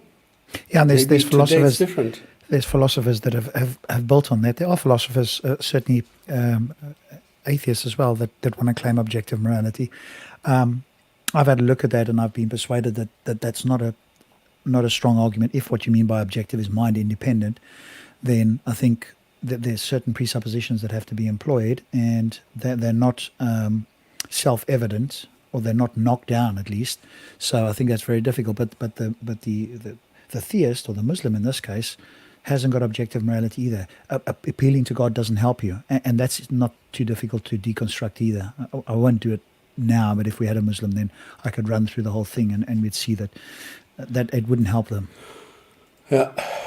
If you're pegging your moral value judgments on utilitarianism, you can't go and attack the Quran, because you know why? You don't have an anchorage. You don't have an objective morality. So I have just described utilitarianism. This is nonsense, of course. Based on utilitarianism, but even according to those guys, and all the way through to today's scholarship, I'm telling you, I've read the journals, bro. I have read the journals. I have just described utilitarianism. Are you willing to have a discussion with Mufti Abu? I'll talk Absolutely. to anybody. Yeah, I'll talk to absolutely. anybody. Why not? You Yeah, think yeah, I'm scared of names? I'll take anybody. He's more The of thing a is, sort of liberal. I have the facts, they have the fakes, and it doesn't matter what the name is. I don't care what the name, what the reputation, how many followers and how many viewers and subscribers, and I don't give a continental damn. I'm interested in what they have to tell me. I'm interested in the reasoning. I'm interested in how rational is their thinking, how possible is what they are saying. Actually, does it make sense? This is what is important for me, not how many followers they have. You have described it Well, I think, Rob, the same thing goes for you. I don't think you are scared of anybody. the same thing. Have a once on me. conversation. I've read the journals, I've read the books, I've done the research, I've done the degree. And sorry, I have to say one more thing, because I think Muslims don't understand this. If I have a conversation with somebody, and that somebody tells me I am wrong, and shows me that I am wrong, I have just learned something. That is how you learn. It's not that I follow somebody, then I must be right because I'm following this guy, and this guy is right, and because this guy is right, then I'm right. It doesn't work like that. I have my own brain, and I have my own arguments, and if somebody shows me that I'm wrong, I will change my mind. And then I will say, thank you very much for educating me. You have just increased my knowledge. And that is how I learn. This is how I react to things.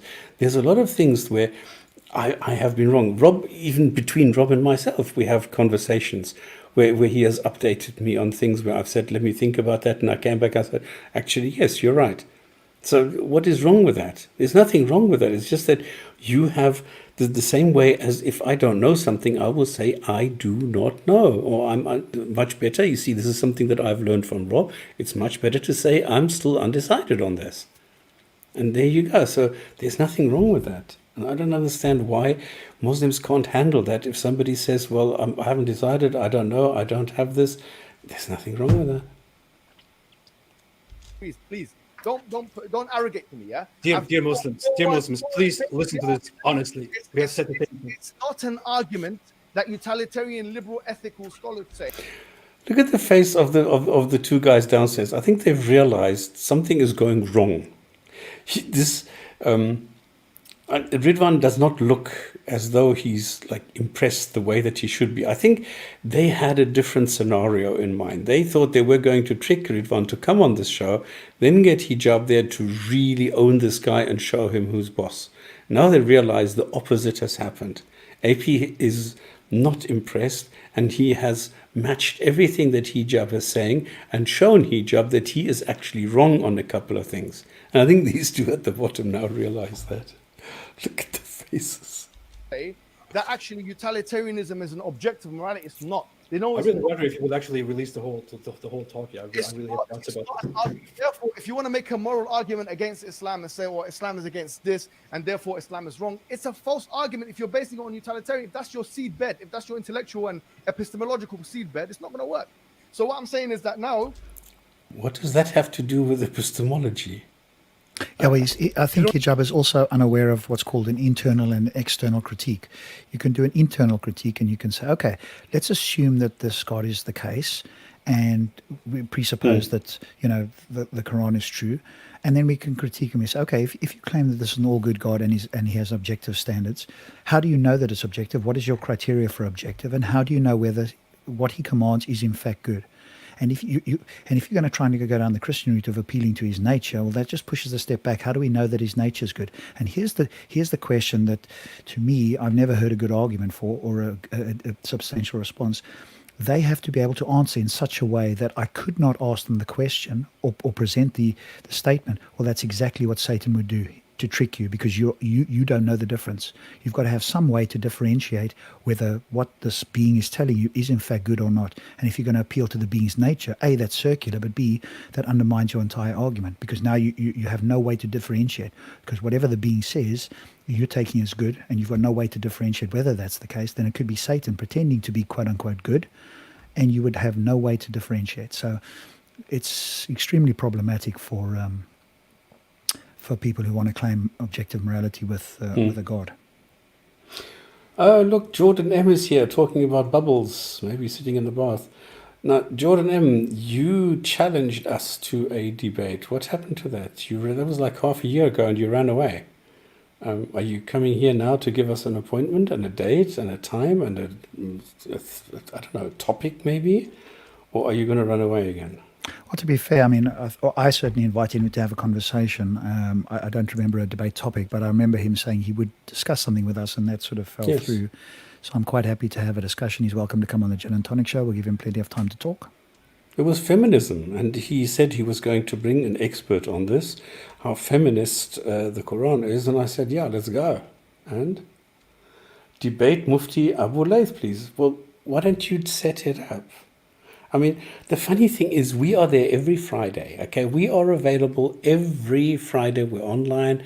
We are there. We are totally accessible, easy to contact.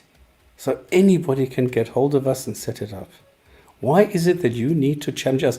Well, I have a better idea. Why don't you come on? Why should we debate Abu Layth? Why don't we debate you? Maybe you have some good arguments that you can show us why we should believe something in Islam is correct and good and whatever. Why do you think that Abu Layth can do a better job than you can? You've got a brain the same way as him. Why don't you do it? We're pretty much finished, are we? Because I'm going to wrap it up now, I think. Jordan, I ran away. Yes, you ran away. I met you on Safaz, you weren't great, Stops. Well, you see, now afterwards, you can make all these claims. I owned you there on Jordan and on Safaz's channel. I totally earned you. And then you said, well, let's talk about this some later time. I'm challenging you. And then you ran away. And you've been running for 6 months now. Thank you very much. Okay, let's do the last couple of seconds here. You don't have to have a specific morality. And since morality has crumbled, what have you got left? Exactly. He's So- laughing. So by disagreeing with me, you have destroyed me. That's how it works. My question is, what you got left? Exactly. By Well done. disagreeing with me, you have destroyed me. Is that how it works? It's not Is that you. how it works? Look, I'm not here to destroy you. You're not worthy of me. You have number one agreed with my definition of utilitarianism. No. Went ahead to describe it in the same way, and then argued that you have destroyed it. You have responded. Okay, I think stops us a shouting match here at the end. Let's call it now. You have argued that you have destroyed it. This It is how was, at this 50 point, seconds. you just sound really childish, and you sound like you have an No, IQ sorry, of 1 minute. 39. From viewers. If you want to make Islam win, you just have to respond to people and share your opinion. Because if you share your opinion, that means you have now won. I have to. I thought you were going to come again. This is the Slim, This bro. is the reputation of Islam. This guy had packed the punch. I thought he had packed the punch a little bit because he was coming rough on Twitter. He was coming tough on Twitter. Oh, he was going to crack. I thought This guy was eating the Quran. Oh, now comes the trash talk. literally. Yeah. No knowledge. You have no knowledge of basic philosophy. You have no understanding of Islam. Your religion is a fraud. Your religion is fragile. Take him out. You're a fraud. You have been finished. A puss. Fragile. A You're plus. fragile A plus. to defend your religion. You've tried to Yeah, remove him. Hey, Puss, it was good having you. And it's- Thank you for. I think at this Thank point, you for nothing. you're not up to Mohammed Hijab's level. You got By the nothing. way, You're not. This is you're true. finished. now, but it's And you're finished. you're appreciate like the fact- And you're finished. low knowledge. And you're finished. And you're finished. And you're finished.